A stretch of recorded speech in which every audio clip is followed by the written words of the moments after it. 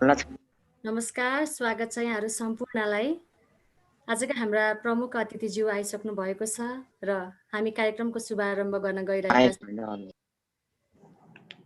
टीका होस् निधारमा, सुख शान्ति होस् मनमा, रङ्गीचङ्गी फुल अनि जमरा होस् कानमा, मौलाओस् जिन्दगी दुबोसरी, मुस्कुराओस् खुसी सयपत्रीको थुङ्गो सरी, चम्कियोस् नाम आकाशको जुन सरी, अखण्ड रहोस् उद्देश्य पूजाको दियो सरी। यहाँहरू सम्पूर्णमा स्पिरिचुअल स्प्रिङ नेपालको सम्पूर्ण टिमको तर्फबाट र मेरो व्यक्तिगत तर्फबाट विजया दशमीको हार्दिक मङ्गलमय शुभकामना शुभकामना शुभकामना। आदरणीय दर्शकवृन्द, आज मिति 2077 साल कार्तिक 7 गते तदनुसार अक्टोबर 23, 2020 शुक्रबार फुलपातीका दिन आजको यस कार्यक्रम आनन्दित मन खुसियाली जीवनमा उपस्थित सम्पूर्णमा पुनः स्वागत गर्न चाहन्छु। म स्नेहा। स्मरण रहोस्, स्पिरिचुअल स्प्रिङ नेपाल आध्यात्मिक क्षेत्रमा आध्यात्मिक अध्ययनमा अग्रसर रहनुभएका विद्यार्थीहरूको समूह हो, जसमा हामीले जीवनका पक्षमा रहेर विभिन्न विचार विमर्श गर्दै अगाडि बढिरहेका छौँ र यसै सन्दर्भमा आज हामी आनन्दित मन खुसियाली जीवन टपिकमा रहेर चर्चा परिचर्चा गर्नेछौँ। यसै सन्दर्भमा आज हामीसँग हाम्रा विशेष अतिथिहरूलाई स्वागत गरिदिनु हुनको लागि आफ्नो शब्द सुमनद्वारा आजका विशेष अतिथिलाई र साथसाथै सम्पूर्णलाई स्वागत गरिदिनु हुनको लागि म स्पिरिचुअल स्प्रिङ नेपालको सदस्य ब्रह्मकुमारी ज्ञानलक्ष्मी दिजुलाई हार्दिक अनुरोध गर्दछु। धन्यवाद स्नेहा बहिनी। आवाज आएको छ? हजुर दिदी, अलिक सानो आइरहेको छ।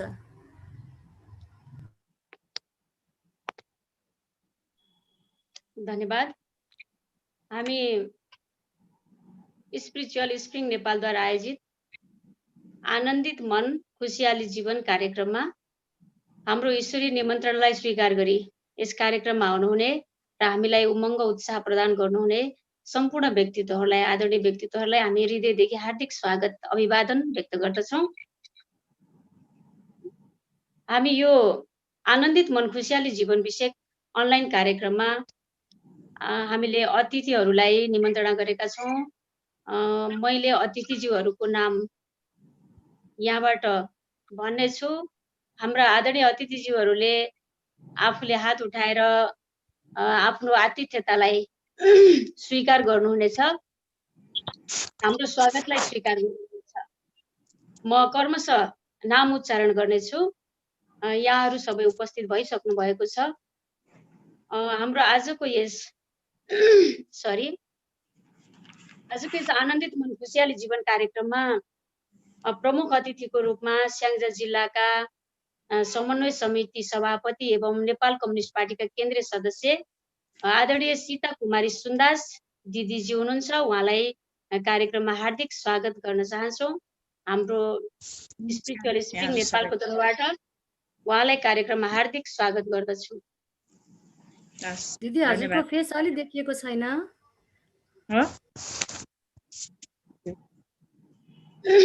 त्यस्तै गरी हामीसँग विगत लामो समयदेखि राजयोगिक जीवन साथै वरिष्ठ राजयोग प्रशिक्षकको रूपमा ईश्वरीय सेवामा समर्पित आजका हाम्रो कार्यक्रमका केन्द्रबिन्दु एवं प्रशिक्षक ब्रह्मकुमार राजु घले हुनुहुन्छ। म उहाँलाई ब्रह्मकुमार राजु घलेलाई यस कार्यक्रममा विशिष्ट अतिथिको रूपमा हार्दिक स्वागत गर्दछु। त्यसै गरी हामीसँग स्याङ्जा जिल्लाकै वालिङ नगरपालिकाका उपमेयर कल्पना तिवारीजी हुनुहुन्छ। उहाँलाई म कार्यक्रममा हार्दिक स्वागत गर्दछु। त्यस्तै गरी विगत लामो समयदेखि सामाजिक क्षेत्रमा, राजनैतिक क्षेत्रमा काम गर्दै आउनुहुने आदरणीय कम्युनिस्ट पार्टीका केन्द्रीय सदस्य तथा पोखरा उपमहानगरपालिकाका संयोजक आदरणीय दाजु टीकाराम पौडेल, उहाँलाई म कार्यक्रममा हार्दिक स्वागत गर्दछु।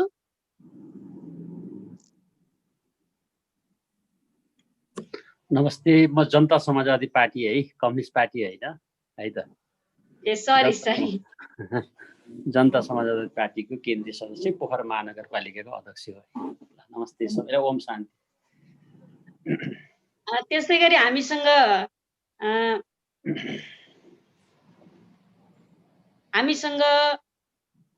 ज्योति इङ्ग्लिस बोर्डिङ स्कुल स्याङ्जाका प्रिन्सिपल आदरणीय गुरु बुद्धिसागर त्रिपाठी सर हुनुहुन्छ। उहाँलाई म कार्यक्रममा हार्दिक स्वागत गर्दछु।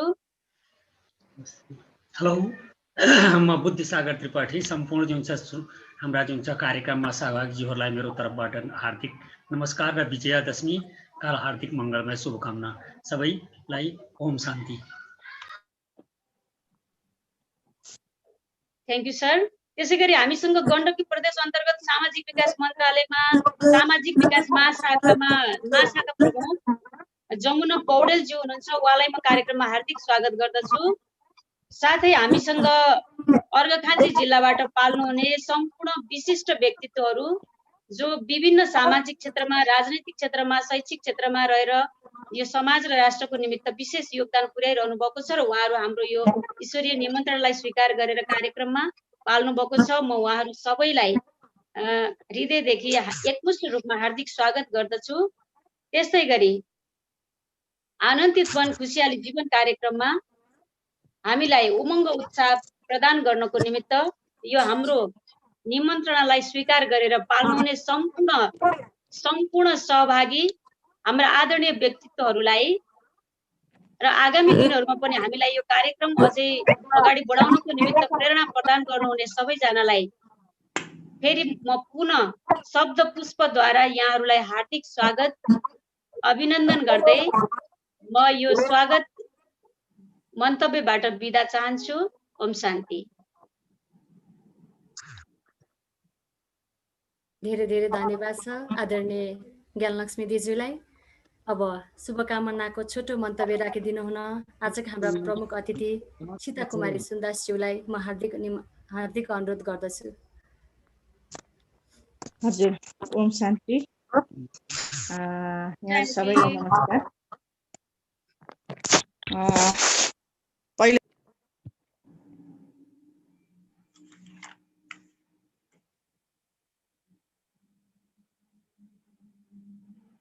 म्युट भयो दिदीको, म्युट।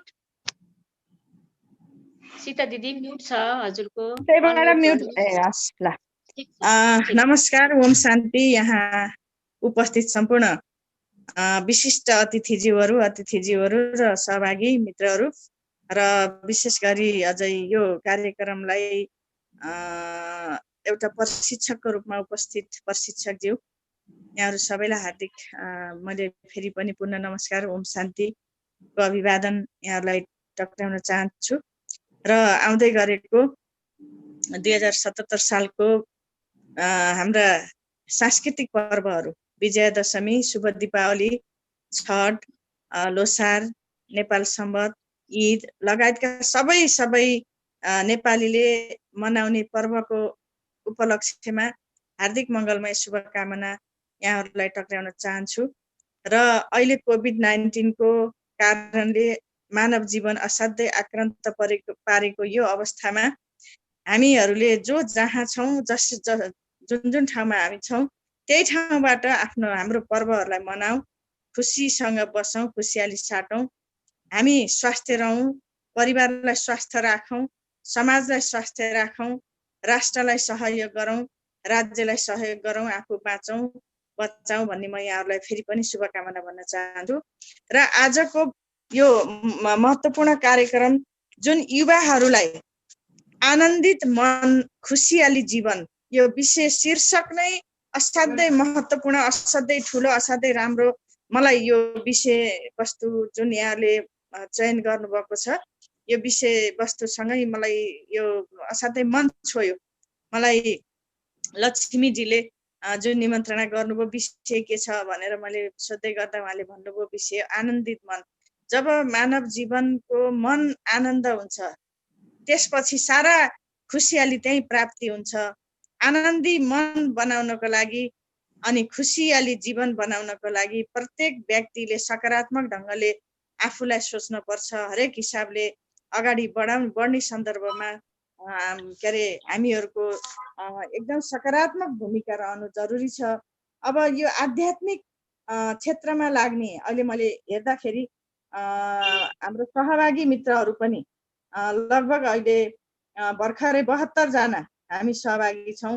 मैले देखेकी छु यहाँ युवा पङ्क्तिहरूको बढी के अरे उपस्थिति रहेको रहेछ। अहिले सबै क्षेत्रमा युवाको भूमिका असाध्यै महत्त्वपूर्ण छ, चाहे त्यो राजनैतिक क्षेत्रमा होस्, प्रशासनिक क्षेत्रमा होस्, होइन, सबै राज्यका निकायहरूदेखि लिएर सबै सङ्घ संस्थाहरू सञ्चालन गर्ने सन्दर्भमादेखि लिएर अब सिङ्गो राष्ट्रलाई एउटा ठाउँमा हामीले राखेर हेऱ्यौँ भनेदेखि सबै मेकानिजमले काम गर्ने सन्दर्भमा अब युवा पङ्क्तिलाई पनि सबै जीवनका हिस्सेदारी साझेदारी बनाउनु पर्ने आवश्यकता छ।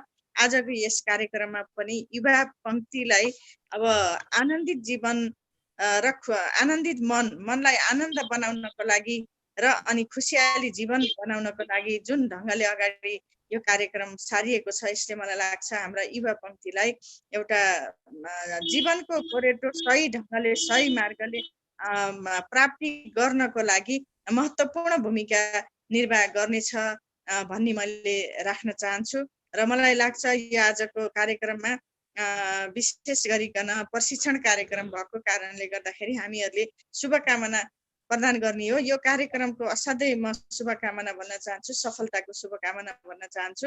र फेरि पनि सबै चाडपर्वहरू हामीले खुसियाली साथ मनाऊ।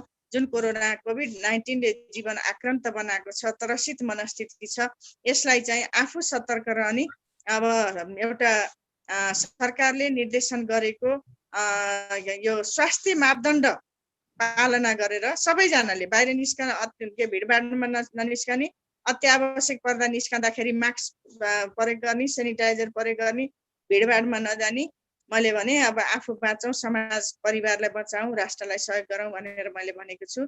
म फेरि पनि यो निवेदन गर्दै यहाँ उपस्थित सम्पूर्ण आदरणीय ओम शान्तिमा समर्पित व्यक्तित्वहरू अनि त्यसपछि यो कार्यक्रममा सहभागी सबैप्रति म हार्दिक धन्यवाद आभार व्यक्त गर्न चाहन्छु। यो कार्यक्रमको सफलताको शुभकामना भन्न चाहन्छु र विशेष गरी म स्पेसल थ्याङ्क्स भन्छु लक्ष्मी पौडेल जीलाई, मलाई मलाई आज निमन्त्रणा गरेर यहाँहरू समक्ष भेट्ने अवसर प्रदान गर्नुभएको छ। म स्याङ्जाको ओम शान्ति परिवार, लक्ष्मी पौडेल, अम्बिका जी लगायतको हाम्रो यो ओम शान्ति परिवारप्रति म हार्दिक आभार ज्ञापन गर्न चाहन्छु। मेरो आमा ओम शान्तिमै लामो वर्षदेखि ओम शान्तिमा जानुभयो, साँच्चै समर्पित जसरी नै अहिले आफै जान अलि अप्ठ्यारो बसाएको हिसाबले मन वचनले सधैँ स्मरण गरिरहनुहुन्छ। आमाको तर्फदेखि पनि यहाँहरू सबैलाई शुभकामना छ, आमाको तर्फदेखि पनि आशीर्वाद छ। सबैजना सकारात्मक ढङ्गले बसौँ, बाँचौँ, आनन्दित मनले बाँचौँ, खुसियाली साथ बाँचौँ, खुसियाली जीवनको गोरेटो खोजौँ। मैले यही कुराहरू राखेर म पुनः यहाँहरूप्रति आभार व्यक्त गर्न चाहन्छु र ओम शान्ति फेरि पनि यहाँहरूलाई टक्राउन चाहन्छु। धन्यवाद, नमस्कार, ओम शान्ति। धेरै धेरै धन्यवाद छ आजका हाम्रा प्रमुख अतिथि सीता कुमारी सुन्दासज्यूलाई। अब कार्यक्रम सुरु गर्नुभन्दा अगाडि हामी एकैछिन उनै श्री पशुपतिनाथको यादमा रहेर अगाडि बढ्नेछौँ र एउटा राष्ट्रिय गानमा पनि राष्ट्रपति समर्पित एउटा गान बजाइदिनु हुनेछ र हामी कार्यक्रमलाई अगाडि बढाउनेछौँ।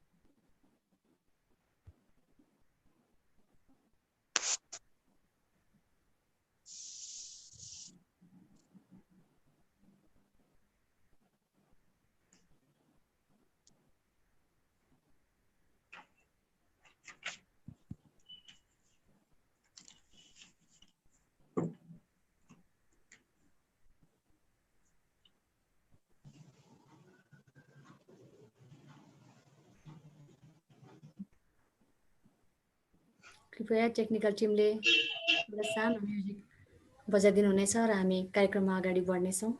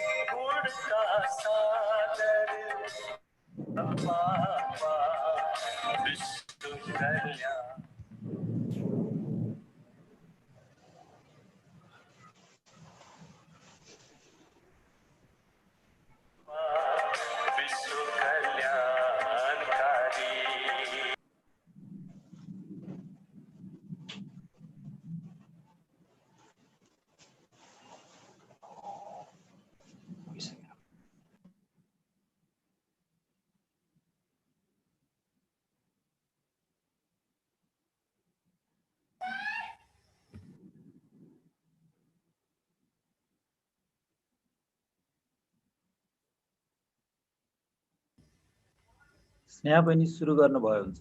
हजुर, हामी सम्पूर्णको प्रतीक्षाको घडी समाप्त भइसकेको छ र हामीमा आजका हाम्रा प्रमुख वक्ता, हाम्रा आजका गेस्ट हामी समक्ष हुनुहुन्छ, हामी माझ हुनुहुन्छ। उहाँ इन्टरनेसनल मोटिभेसनल स्पिकर पनि हुनुहुन्छ र साथै विगत 3 दशकदेखि यस आध्यात्मिक क्षेत्रमा आफ्नो जीवनलाई राजयोगको अभ्यासद्वारा सहज, सरल र खुशाल बनाउँदै अगाडि बढिरहनु भएको छ।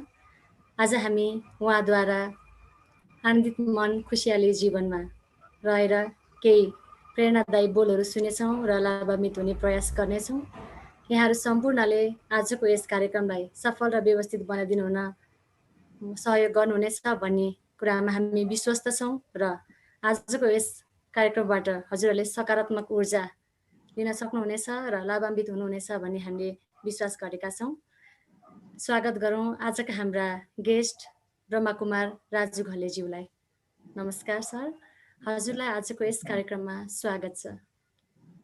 यहाँलाई पनि धेरै धेरै धन्यवाद।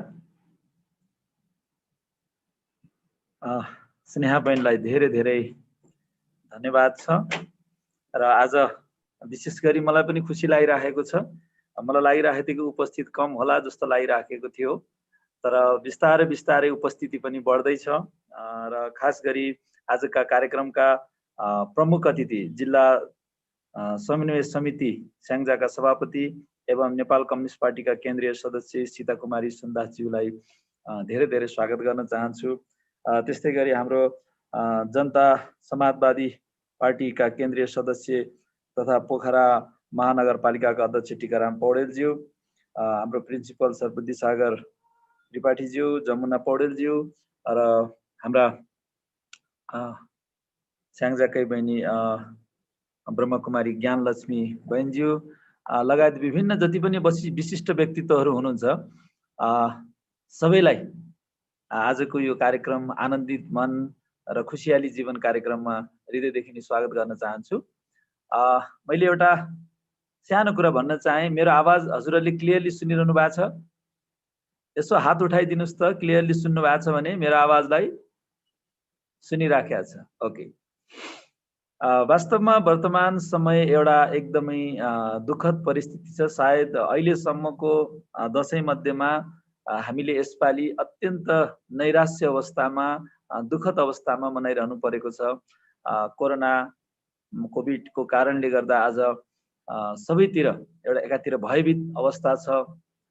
कैयौँको घर घरमा पनि त्यो भाइरसको संक्रमणले गर्दाखेरि परिवारको बीचमा पनि एउटा सँगै बस्न नसक्ने अवस्था आइरहेको छ, आपसमा तालमेल नमिल्ने, एक आपसमा टाढिनु पर्ने बाध्यात्मक परिस्थिति अहिले रहेको छ। अब यस्तो अवस्थामा आनन्द कसरी हुने भन्ने कुराहरू पनि आउन सक्छ। अर्कोतिर चारैतिर बन्दको कारणले गर्दा, लकडाउनको कारणले गर्दा आर्थिक मन्दी छ, राज्य सरकार पनि केही गर्न नसकेको अवस्था छ, पुरा संसार अहिले स्तब्ध छ भने अर्कोतिर हरेकको घर घरमा पसलहरू बन्द छ, अफिसहरू बन्द छन्, बिस्तारै बिस्तारै खुल्न थालेको छ। फेरि पनि जुन रूपले खुल्नु पर्ने हो त्यो खुल्न नसकेको हुँदा आज हरेकलाई एउटा आर्थिक समस्यामा पनि परिरहेको छ। परिवारहरू एक ठाउँमा त जम्मा भइरहेको छ, कहीँ कोही विदेशमै अड्किएर बसिरहेको छ भने एक ठाउँमा जम्मा हुँदा पनि एक आपसमा दोषारोपण, एक आपसमा ठोक्काठोक्को अवस्था छ।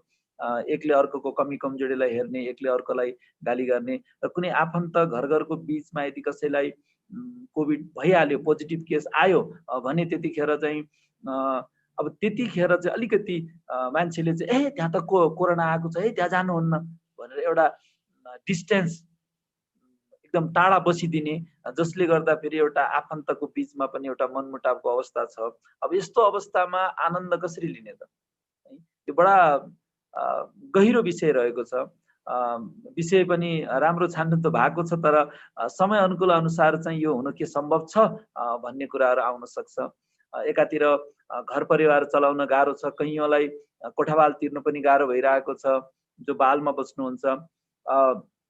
अन्य खर्चहरू धान्नको लागि पनि आम्दानीको स्रोतहरू बन्द भइरहेको अवस्थामा खान पनि गाह्रो भएको अवस्था छ। यतिखेर हामी रमाउने कि नरमाउने त, खुसी हुने कि नहुने त भन्ने अन्योल वातावरण पनि अहिले छाइरहेको छ। यतिखेर दसैँ पनि हामीले मनाउने हो कि नमनाउने हो, अथवा आफन्तको बिना कसरी मनाउने, अथवा हामीलाई यहाँ यस्तो भइरहेको छ, यस्तो अवस्थामा कसरी मनाउने, कसैको घरमा मृत्यु पनि भइरहेको छ। अहिलेको परिस्थिति बडा गजबको परिस्थिति आएको छ। तर मेरो फेरि पनि म यहाँ सबैलाई एउटा अनुरोध गर्न चाहन्छु, परिस्थिति भनेको, समस्या भनेको एउटा मौसम जस्तै। मौसम जसरी एउटा गर्मीबाट बर्खायाम आयो, बर्खायामबाट फेरि अब जाडो मौसम आउँदैछ, शीतल मौसम, चिसो चिसो मौसम आउँदैछ। त्यसै गरी यो परिवर्तन भइरहनेछ। यो होइन कि कोभिड सदाकालको लागि रहनेछ, यो केही समयको लागि रहनेछ। यसमा अलिकति धारणा गरिदिनु होला। र यस्तो अवस्थामा के हामी खुसी रहन सक्छौँ त भन्ने प्रश्न सबैको मनमा उठ्नु स्वाभाविकै हो, किनकि निश्चित रूपमा हामी रहन सक्छौँ, किनकि परिस्थिति हाम्रो अनुकूल नहुनु यो हाम्रो हातमा छैन। जस्तो म प्राय जसो भन्ने गर्छु कि पानी पर्यो भने हामी पानीलाई रोक्न सक्दैनौँ, तर छाता ओढेर आफूलाई बचाउन सक्छौँ। त्यस्तै जस्तो परिस्थिति अनुकूल छैन हाम्रो, तर परिस्थिति हाम्रो अनुकूल छैन भन्दामा हामी दुखी भएर बस्नुपर्ने कारण पनि केही छैन। किनकि एक पहिलो घाटा अहिले परिस्थिति नाजुक छ, दोस्रो घाटा कसैको आफन्तको मृत्यु भएको हुनसक्छ, या जो संक्रमित व्यक्तित्वहरू हुनुहुन्छ उहाँहरूलाई आफन्तले या साथीभाइले पनि अलिकति टाढापन, अलिकति आफ्नोपन भन्दा पनि अलिकति त्यहाँ नजा त्यहाँ नछु भन्ने खालका कुराहरू पनि आज यताकता धेरै ठाउँमा चलिरहेको अवस्था छ भने यस्तो अवस्थामा निश्चित रूपमा खुसी हुन सक्दैन, किनकि आफन्त साथीभाइ पनि टाढा भइरहेको छ। आर्थिक रूपमा पनि हामी एकदमै चपेटामा परिरहेको अवस्थामा खुसी नहुने, हुन नसक्ने अवस्था छ निश्चित रूपमा। तर एक घटना घट्नु पहिलो घाटा, घटना घट्यो भनेर दुखी भएर बस्नु यो दोस्रो घाटा हो। पहिलो घाटा भए पनि दोस्रो घाटामा जिन्दगी नजिदिनुहोस्, किनकि यसले फेरि हाम्रो शरीरमा पनि असर पर्छ। किनकि मनको प्रभाव भनेको प्रतिपल हाम्रो शरीरमा परिरहेको हुन्छ। हामीले जे विचारहरू गरिरहेको हुन्छौँ त्यो विचार जसको कारणले गर्दा हामी अझ समस्यामा, अझ हामीलाई हुनसक्छ अरू रोगले पनि आक्रमण गर्न सक्ने अवस्था सृजना हुन सक्छ। त्यसो भए हुनाले मेरो यही अनुरोध छ, जे भयो हुन दिनुहोस्। वास्तवमा हामी ब्रह्मकुमारीमा परमात्मा पिताको एउटा भनाइ छ कि हामी यो सृष्टि एउटा बेहदको नाटक हो। यो बेहदको नाटकमा हामी खेल खेल्न आएका छौँ, पार्ट बजाउन आएका छौँ। महान नाटककार विलियम शेक्सपियरले पनि भन्नुभएको थियो, the world on the stage men and women are players. यो सृष्टि एउटा रङ्गशाला हो। हामी यहाँ शरीर रूपी वस्त्र आत्माले धारण गरेर हामी खेल खेलिरहेका छौँ, पार्ट बजाइरहेका छौँ। यो एउटा पार्ट हो। यो समय अहिले दुःखदको एउटा परिस्थितिमा पनि आन्तरिक रूपबाट दुखी नभइकन खुसी खुसीले पाठ बजाउन सक्नु एउटा प्रमुख भूमिका निभाउने एउटा अभिनेता या अभिनेत्रको चाहिँ एउटा त्यसको एउटा कला हुन्छ। जसरी एउटा नाटकमा कुनै एक्टरलाई या एक्ट्रेसलाई जब कुनै पाठ दिन्छ त्यहाँ बहुत दुःखदायी पाठ हुन्छ, तर त्यो पाठ बजाउँदा ऊ दुखी हुँदैन, ऊ त्यहाँ रमाएर पाठ बजाइरहेको हुन्छ। त्यस्तै जस्तो हामीले पनि यो विषम परिस्थितिमा पनि म यस सृष्टिरूपी रङ्गमञ्चको म एउटा हिरो पाठधारी हुँ या म हिरोइन पाठधारी हुँ, म एउटा एक्ट गर्दैछु, पाठ बजाउँदैछु भन्ने स्मृति यदि हामीले राख्न सक्यौँ भने पनि हामीमा हाम्रा तनावहरू, हाम्रा चिन्ताहरूलाई हामीले कम गर्न सक्ने अवस्था छ। र खुसी के को लागि हुने? परिस्थिति आफ्नो अनुकूल छैन। बस मेरो हमेसा यही कुरा हुन्छ, दुखी भएर के परिस्थिति बदलिनेवाला छ त? निश्चित रूपमा पनि छैन। त्यसैले दुखी भए पनि आजको दिन यही नै हो। आज फुलपाती हो, भोलि अष्टमी। म दिनभरि रोए पनि भोलि अष्टमी। आज म दिनभरि रिसाए पनि भोलि अष्टमी। आज म दिनभरि रमाए पनि भोलि अष्टमी। भने के गरेर दिन बिताउन हामीलाई सहज हुन्छ भन्दा हाम्रो मनमा उत्पन्न विचारले नै हामीलाई खुसी दिने हो, परिस्थितिले होइन। परिस्थिति हाम्रो अनुकूल हुनु पनि सक्छ, नहुनु पनि सक्छ, तर मनस्थितिलाई आफ्नो अनुकूल बनाउन सक्यौँ भने हामी खुसी सधैँको लागि हुन सक्छौँ र आनन्दित जीवन जिउन सक्छौँ। वास्तवमा खुसी गायब किन हुन्छ त हाम्रो भन्दा परिस्थितिले भन्दा पनि हाम्रा मनमा चल्ने नकारात्मक विचारको कारणले गर्दा हामी दुखी हुन्छ।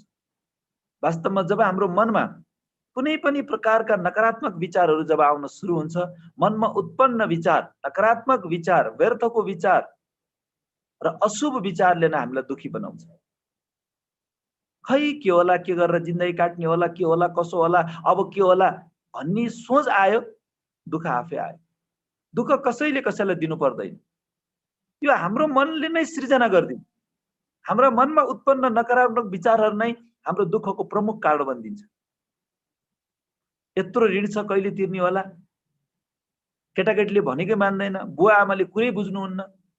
जब हाम्रो मनमा कुनै पनि प्रकारको नकारात्मक विचारहरू आउँछ भने त्यो मनमा उत्पन्न विचार नै हाम्रो दुःखको प्रमुख कारण बनिदिन्छ। त्यस हुनाले परिस्थितिले होइन, मनस्थितिले हो। परिस्थिति एउटै हुन सक्छ, तर त्यही परिस्थितिमा कोही रमाइरहेको हुन्छ, त्यही परिस्थितिमा कोही रोइरहेको हुन्छ, त्यही परिस्थितिमा कोही दुखी भइरहेको हुन्छ।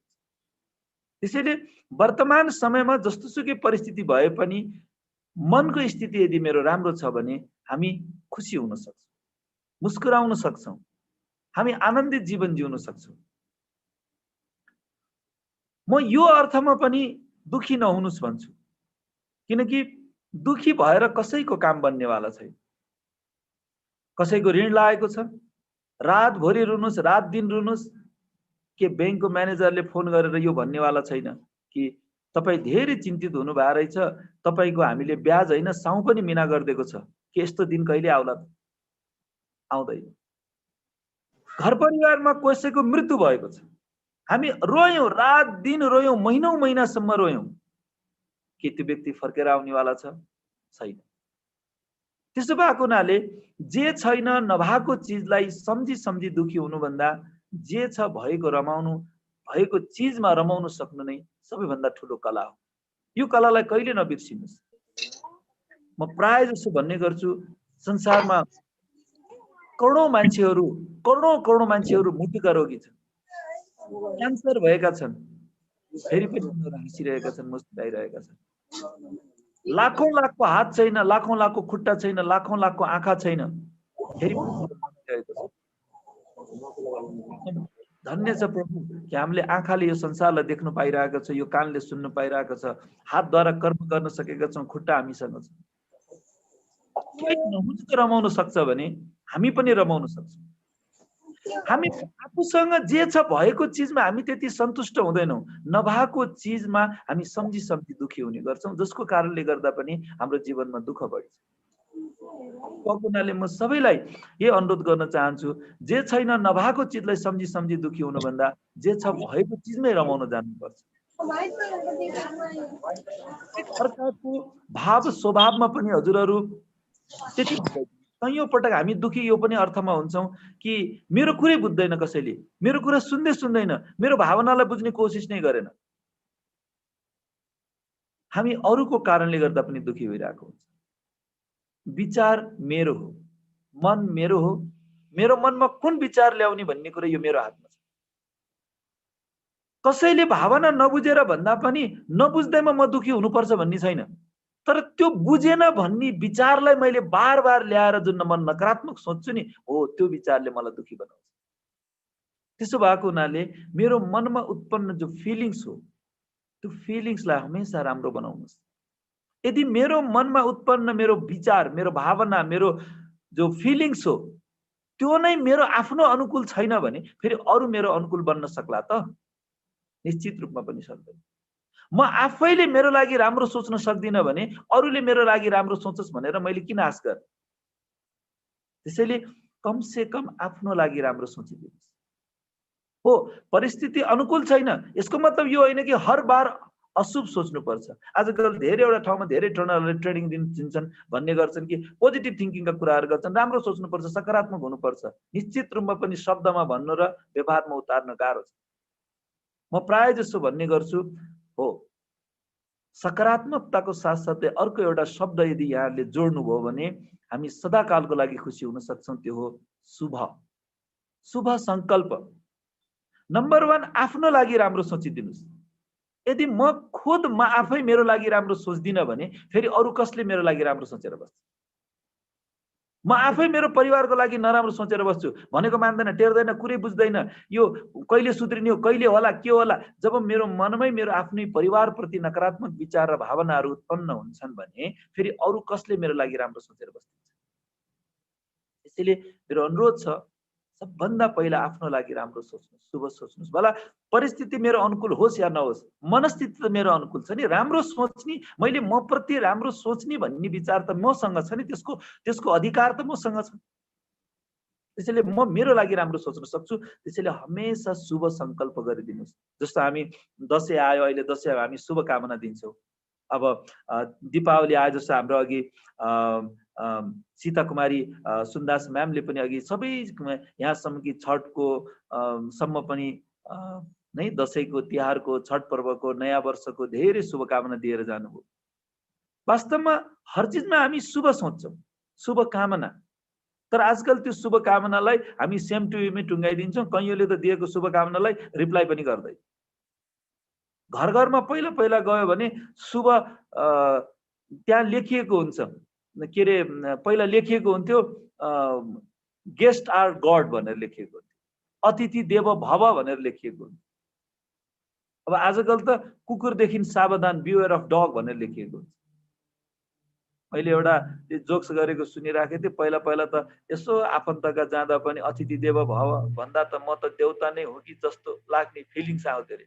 आजकल त बिवेयर अफ डग भनेर लेखिएको हुन्छ, कुकुरदेखि सावधान भएको हुन्छ, आफू नै चोर पो हो कि जस्तो लाग्न थालिसक्यो है। यस्तो किसिमको एउटा ट्रेन्ड बसिसकेको छ। हामी कसैले दिएको शुभकामनालाई शुभ सङ्कल्पसँग साथ लिँदैनौँ। उन्नति होस्, प्रगति होस्, सुस्वास्थ्य एवं दीर्घायुको कामना, सफलताको कामना भन्छौँ, तर त्यसलाई हामीले त्यत्तिकै टुङ्गाइदिन्छौँ। त्यसलाई विचारद्वारा, भावनात्मक रूपमा त्यसलाई स्वीकार गरिदिनुहोस्।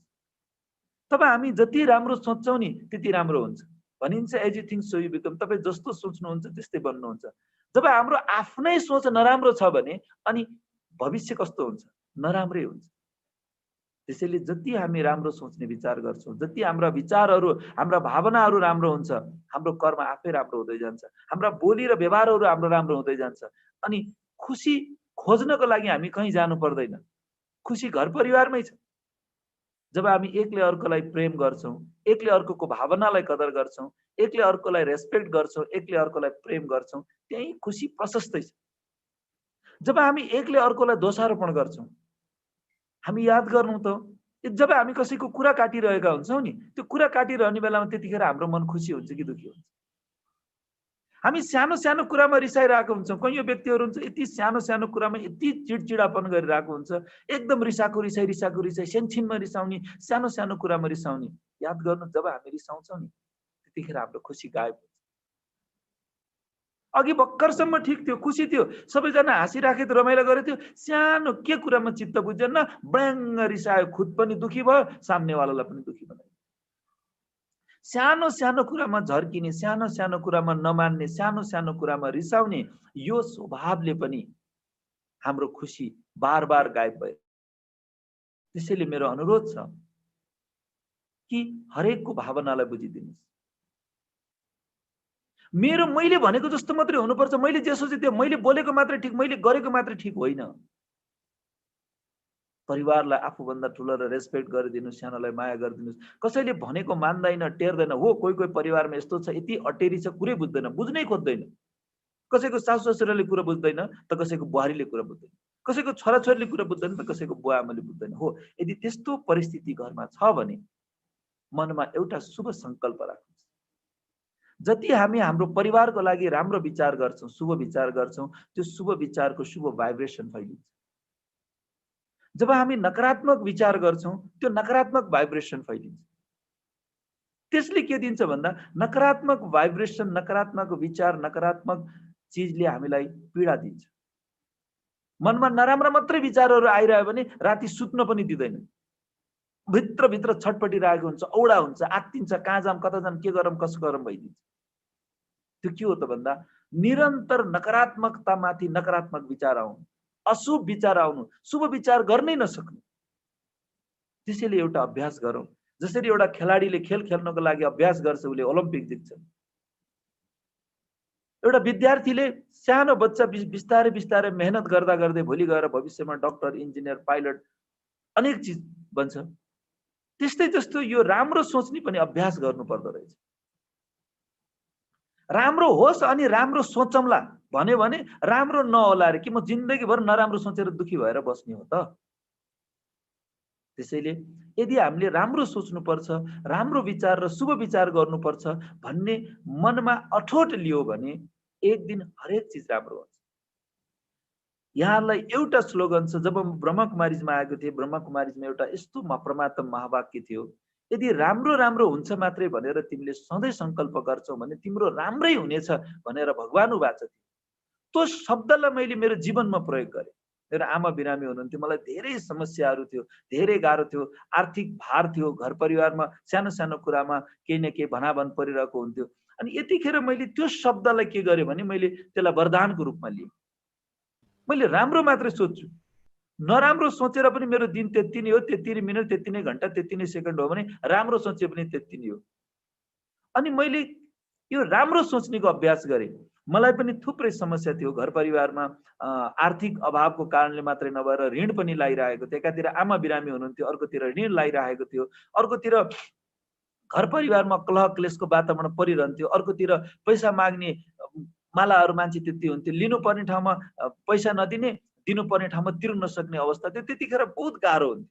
म उमेरमा पनि त्यतिखेर काँचै थिएँ, सानै थिएँ, फेरि पनि त्यो परिस्थितिसँग बार बार ठोक्किनु पर्थ्यो। मैले यो शब्दलाई वरदानको रूपमा लिएँ, म राम्रो सोच्छु। मैले नराम्रो सोचे पनि मैले तिर्नुपर्ने ठाउँमा कसैले मलाई डिस्काउन्ट गर्ने होइन भने म राम्रै सोच्छु नि त, के होला। मैले राम्रो विचार र भावनालाई मैले सुरु गरेँ, अभ्यास गरेँ, बार बार राम्रो सोच्ने। मनमा बार बार नराम्रो विचार आउँछ, म आफ्नै विचारलाई चेक गर्थेँ। म हमेसा आफ्नो विचारलाई चेक गर्थेँ कि यतिखेर मैले के सोचिरहेको छु।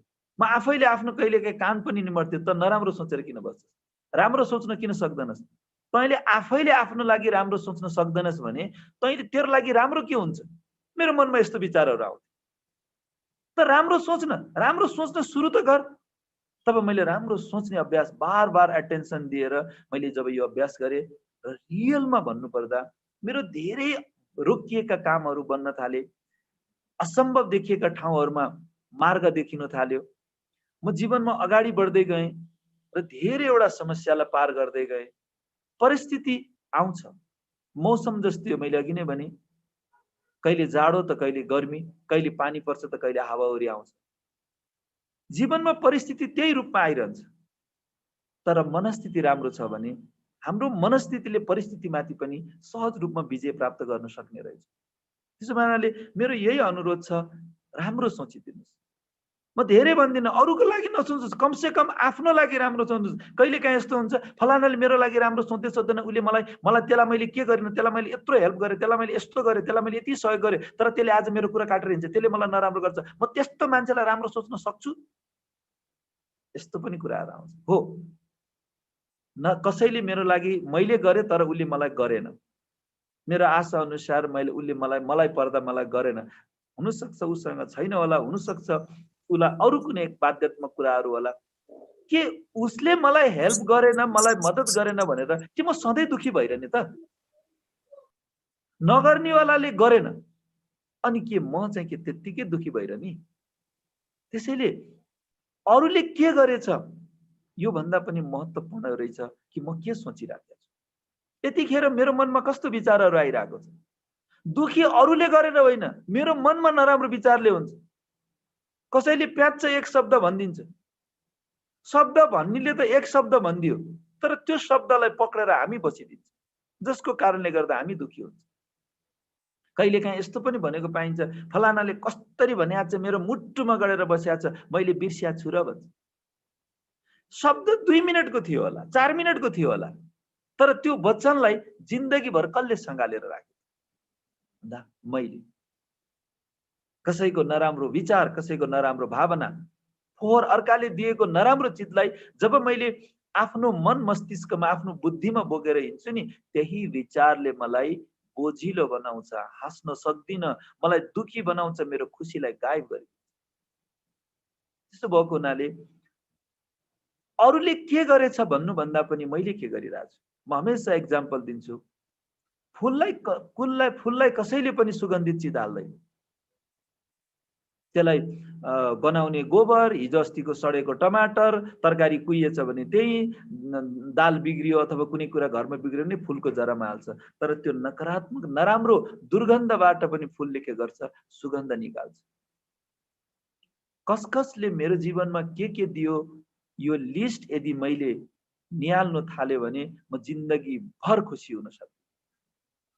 कसैले गरेको व्यवहार, कुनै साथीभाइले गरेको चिज, आफन्तले गरेको, आफ्नो प्रिय व्यक्तिले धोका दिएका यस्ता किसिमका विचारलाई मैले सम्झी म कहिलेसम्म दुखी हुनु? धोका दिनु पहिलो घाटा, त्यो चिजलाई म सम्झी दुखी भएर बस्नु जिन्दगी भरको लागि त्यो कति ठुलो घाटा। त्यसैले घाटाको जिन्दगी नजिउनको लागि पनि म अनुरोध गर्न चाहन्छु। यदि कसैले गरेका यहाँहरूको जीवनमा गल्ती गरेका छ भने सकेसम्म क्षमा दिनुस्,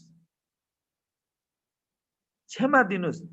क्षमा दिनु सक्नुहुन्न भने बिर्सिदिनुस्, बिर्सिनु सक्नुहुन्न भने क्षमा दिनुस्। किन? मलाई एकचोटि एकजना, मैले फिदिममा प्रोग्राम गरेको थियो, एकजना महिला आएर मलाई भन्नुभयो कि क्षमा दिनुस्, बिर्सिदिनुस्। उहाँले मलाई स्टेजमा आएर भन्नुभयो, तपाईँ यति सजिलो कसरी भन्नुहुन्छ? जसको कारणले म आजसम्म म दुखी छु, जसले मलाई यति दुःख दियो, यति समस्यामा गर्यो, मैले उसलाई कसरी क्षमा दिनु सक्छु? मैले भने त्यसैले त उहाँलाई क्षमा दिनुहोस्। उहाँले फेरि मलाई भन्नुभयो, जुनको कारणले गर्दा फेरि म रात दिन म रोइरहेको छु, त्यस्तो व्यक्तिलाई मैले कसरी क्षमा दिनु सक्छु? मैले भने त्यसैले त क्षमा दिनुहोस्। उहाँले फेरि आँखाबाट आँसु बर्र गर्दै भन्नुभयो, जसको कारणले म आजसम्म हाँस्न सकेको छैन, आजसम्म म रोइराखेको छु, त्यस्तो व्यक्तिलाई म कसरी क्षमा दिनु सक्छु? मैले भने हो, दुःख दिनेवालाले त दिएर कहाँ पुगिसक्यो। आजसम्म को रोइरहनु भएको छ? तपाईँ। आजसम्म को दुखी हुनुहुन्छ? तपाईँ। अझै कति वर्ष दुखी हुन चाहनुहुन्छ? मैले भने कसैको गल्तीलाई क्षमा दिनु भनेको उस व्यक्तिलाई होइन, आफूले सुकुनको जिन्दगी महसुस गर्नु। जबसम्म हामी अर्काको गल्तीलाई, अर्काले गरेको नराम्रो चिजलाई बिर्सिन सक्दैनौ या त्यसलाई क्षमा दिनु सक्दैनौ, तबसम्म मन उसको होइन हाम्रो खान्छ। त्यसो भएको हुनाले जीवनमा यदि तपाईको आफ्नो व्यक्तिले जब कुनै धोका दिएको छ भने बिर्सिदिनुहोस्। तपाईहरुले भन्नु होला त्यति सजिलो कहाँ छ? निश्चित रूपमा सजिलो छैन, गाह्रो छ। सम्झेर दुःख दिनेवालाले दुःख त दिएर कहाँ गइसके, तर त्यो शब्दलाई सम्झेर पक्रेर हामी अरू कति वर्ष दुःखी भएर जिन्दगी जिउने, अझै अझै पीडा लिने। त्यसैले मेरो अनुरोध छ, क्षमा दिनुहोस्, बिर्सिदिनुहोस्। कसले मेरो जीवनमा के गरेछ भन्नु नै यो सबैभन्दा दुःखको मूल कारण हो। अरूले गरेका नराम्रा शब्दहरू, अरूले गरेका नराम्रा व्यवहारहरूलाई स्मरणमा ल्याएर दुखी हुनुभन्दा बरु स्मृति नै गर्नु छ भने प्रभुको स्मृति गरौँ, ईश्वरको स्मृति गरौँ, भगवानको याद गरौँ। मन नपर्ने मान्छेलाई सम्झिन्छौँ भने त्यसले पीडा नै दिन्छ। हाम्रो त कस्तो छ भने त्यसको त अनुहार पनि हेर्न मन लाग्दैन भन्छ। जसको अनुहार हेर्न मन लाग्दैन उसैको अनुहार मात्रै हामी सम्झेर बसिरहेका हुन्छ। मनै नपर्ने मान्छेलाई जब हामी जतिखेर पनि सम्झेर बस्छौँ भने त्यसैले हामीलाई पीडा दिन्छ। हामीलाई परिस्थितिले दुःख दिएको छैन, हाम्रो मनमा उत्पन्न विचारले दुःख दिएको छ। त्यसैले आफ्नो विचारलाई शुभ राख्नुहोस्, आफ्नो अनुकूल राख्नुहोस्। म खुदको विचार मेरो लागि राम्रो छैन भने फेरि अरूले मलाई राम्रो गर्छ भन्ने आश पनि नगरिनुहोस्। सुनाले खुसी त्यही आउँछ। र अर्को कुरा, आज हाम्रो म जहाँ पनि जान्छु, चाहे त्यो आध्यात्मिक क्षेत्रमा होस्, सामाजिक क्षेत्रमा होस्, आफन्तको बीच होस्, जो छैन उसको कुरा काटेर बसिरहेको हुन्छ, कुरा काटेर पनि दुखी भइरहेको हुन्छ। मेरो अनुरोध छ, यहाँहरू जतिजना अहिले यस कार्यक्रममा सुनिरहनु भएको छ, यहाँहरूको कुरा काट्यो भने यहाँहरू कतिजनालाई मन पर्छ? एकचोटि हात उठाइदिनुहोस् न। हाम्रो कुरा काट्दा के हामीलाई राम्रो लाग्छ? लाग्दैन। जब हाम्रो कुरा कसैले काट्छ भने हामीलाई राम्रो लाग्दैन भने प्लिज मेरो एउटा अनुरोध छ, आजदेखि अरूको कुरा काट्न बन्द गरिदिनुहोस्। कसैले मेरो कुरा काट्दा मलाई चित्त दुख्छ, मलाई रिस उठ्छ भने मैले अरूको कुरा काट्दा पनि उसले थाहा पायो भने उसलाई पनि त्यत्तिकै चित्त दुख्छ, त्यत्तिकै रिस उठ्न सक्छ। त्यसो भएको हुनाले जति सकिन्छ न कसैको कुरा काट्नु छ। अर्को कुरा, सकिन्छ सबको राम्रो गरौँ। म हमेशा कोसिस गरिरहेको हुन्छ। यो होइन कि म एकदम पर्फेक्ट बने मैले भन्न खोजेको होइन, मबाट पनि कहिलेकाहीँ सानोतिनो त्रुटिहरू नहुने होइन, तर पनि म त्यो त्रुटिलाई रियलाइज गर्छु, महसुस गर्छु र म सुधार्ने हमेशा कोसिस गरिरहेको छु। म हमेशा कोसिस गर्छु कि मेरो कारणले कसैको आँखामा आँसु नआओस्, हमेशा ध्यान दिन्छु। मेरो कारणले कसैको मन दुखी नहोस्। कहिलेकाहीँ के हुन्छ, हामीलाई रिस उठ्छ, हामीलाई झोक्चले मैले त स्वादै फेर्नी गरेर भनिदिए भन्छ। कसैले बोलेका नराम्रा शब्द मेरो लागि जिन्दगी भरको लागि भन्छ। फलानाले कस्तरी भनेको छ मैले बिर्सेछु र जो मैले अघि पनि भने मेरो मुटुमा गडेको छ। अरूको शब्द मेरो मुटुमा गर्छ भने मेरो शब्दले अरूको मुटुमा पनि गर्न सक्छ। त्यसैले कसैले दिएका वचनले म दुखी हुन सक्छु भने मेरा वचनले पनि कोही दुखी हुन सक्छ। मैले प्याच लाएर अरूलाई त भनिदिए, म त आनन्दसँग म सुत्न सक्छु, तर मेरो शब्द सुन्ने त्यो व्यक्ति निदाउन सकेको छ कि छैन। कसैको आदत हुन्छ, बानी हुन्छ, घर घरमा सानो सानो कुरामा टोकिरहने, सानो सानो कुरामा किचकिच गर्ने, रात दिन कचकच। बाहिर हेऱ्यो भने समाजसेवी, बाहिर हेऱ्यो भने ठुलो मान्छे, बाहिर हेऱ्यो भने राम्रो, अनुहार पनि बेसरी राम्रो, तर बेहोरा सानो सानो कुरामा ठस्किराखेको छ, सानो सानो कुरामा रिसाइराखेको छ। जतिखेर पनि एकछिनमा खुसी भइरहेछ, एकछिनमै मुडा भइदिन्छ। यदि यस्तो स्वभाव संस्कारको यदि छ भने पनि यसले न केवल हामीलाई दुखी बनाउँछ, न केवल हाम्रो खुसीलाई गायब गर्छ, बल्कि हाम्रो पुरा परिवार, हाम्रो आफन्त, हाम्रो साथीभाइको खुसीलाई पनि गायब गरिदिन्छ। त्यसैले सानो सानो कुरामा दुखी हुने बानीलाई पनि हटाउनुहोस्। सानो सानो कुरामा आत्तिने बानी, सानो सानो कुरामा झर्किने बानी, यस्ता स्वभावलाई जबसम्म हामी परिवर्तन गर्दैनौँ तबसम्म हामी खुसियाली जीवन जिउन सक्दैनौँ। आनन्दित जीवन त धेरै परको कुरा हो। त्यसो हुनाले खुसी बाहिर होइन, हाम्रो विचारमा छ, हाम्रो भावनामा छ। मैले जतिसुकै राम्रो कुरा गरे पनि या हजुरहरूले कहीँबाट सुने पनि पढे पनि त्यसलाई हामी व्यवहारमा उतार्दैनौँ भने त्यसले हामीलाई खुसी दिँदैन। म एक ठाउँमा प्रोग्राम गरेको थिएँ, एकजना टिचरहरूको प्रोग्राम थियो। सबै टिचरहरू प्रिन्सिपलहरू हुनुहुन्थ्यो, लगभग 250-300 जना हुनुहुन्थ्यो। अनि एकजना टिचरले भन्नुभयो, सर तपाईले भनेको कुरा सुन्दा त एकदम राम्रो लाग्छ, एकदमै आनन्द आइरहेको छ, तर गर्न चाहिँ सकिँदैन सर, गर्नु चाहिँ गाह्रो छ भनेर भन्नु। मैले भने सुन्दा यति आनन्द लाग्छ भने गर्दा कति आनन्द लाग्यो। हामीले कहिलेकाहीँ यसरी पनि इग्नोर गरिदिन्छौँ राम्रा चिजहरूलाई, यो सुन्नको लागि हो, भन्नु त जसलाई पनि सजिलो हुन्छ भने। हो, निश्चित रूपमा भन्न सजिलो हुन्छ, भन्दा सजिलो पनि हुन्छ, सुन्दा आनन्द पनि आउँछ। तर एकचोटि गरेर हेर्नुहोस्, यो सुन्दाखेरिको आनन्द र खुसी भन्दा त्यो गर्दाखेरि कैयौं गुणा खुसी बढेर आउँछ। यो मैले कैयौं पटक महसुस गरेको छु। त्यसैले पहिला आफ्नो लागि शुभ संकल्प राख्नुहोस्, दोस्रो आफ्नो परिवारको लागि। जुन परिवारसँग म 24 घण्टा रहन्छु, जतिखेर पनि साथ रहन्छु, त्यही परिवारसँग मेरो एकजनासँग पनि मनमुटाव छ, मलाई एकजनाको पनि व्यवहार मन पर्दैन, मलाई एकजनाको पनि कुरा मलाई मन पर्दैन भने त्यही विचारले, त्यही कुराले मेरो खुसी गायब गरिदिन्छ। म आत्तिन्छु, मेरो मनस्थिति बिग्रिन्छ।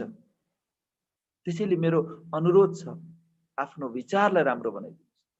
आफ्नो मनमा उत्पन्न जो विचारलाई जति हामी राम्रो बनाउँदै जान्छौँ, जति शुभ संकल्प गर्दै जान्छौँ, यही विचार खुसीको कारण बनिन्छ। र आनन्दको जो कुरा छ, हामी राजयोग मेडिटेसनको अभ्यास गर्छौँ। राजयोग मेडिटेसन एउटा त्यो विधि हो, त्यो माध्यम हो जसले अति इन्द्रिय सुखको अनुभूति गर्न सिकाउँछ।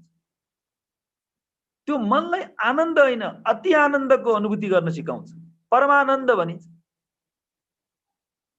र यो मैले केवल शब्दमा मात्रै नभनेर मैले महसुस गरेको छु, मैले कैयौं पटक महसुस गरेको छु, बार बार महसुस गरेको छु। त्यसैले मेरो अनुरोध छ, जो ब्रह्मकुमारीजमा हुनुहुन्छ भने यहाँहरूले अभ्यास गर्नु होला। सुन्ने मात्रै भन्दा पनि त्यसलाई बिहान बेलुकीको समयमा अभ्यास गरिदिनु होला। यदि हुनुहुन्न भने यो यसको एउटा 7 दिनको एउटा शिविर हुन्छ। यहाँहरू कुनै पनि ब्रह्मकुमारी आश्रममा, अब अहिले त लकडाउनको बेला छ, फेरि पनि अहिले खुलेको बेलामा ठुलो मासमा नभए पनि एउटा सानो सानो 2-4 जनाको मासमा हामी आएर 2-4 जना अथवा इन्डिभिजुअल आएर हामीले यसको मेडिटेसन कसरी गर्ने भन्ने कुराको एउटा कलाको विकास गर्न सकिन्छ। त्यो ज्ञान हामीले लिन सक्यौं र त्यसलाई अभ्यास गर्न सक्यौं भने राजयोग मेडिटेसन एउटा यस्तो पद्धति हो जुन पद्धतिले हाम्रो मनको मैला धुने एउटा विधि हो। मनमा भएका विचार फोहोर अरूमा होइन, हाम्रो भित्र छ। हाम्रै मनमा भएका नकारात्मक विचार नै हाम्रो खुसीको दुश्मन बनिदिन्छ, हाम्रो आनन्दको दुश्मन बनिदिन्छ।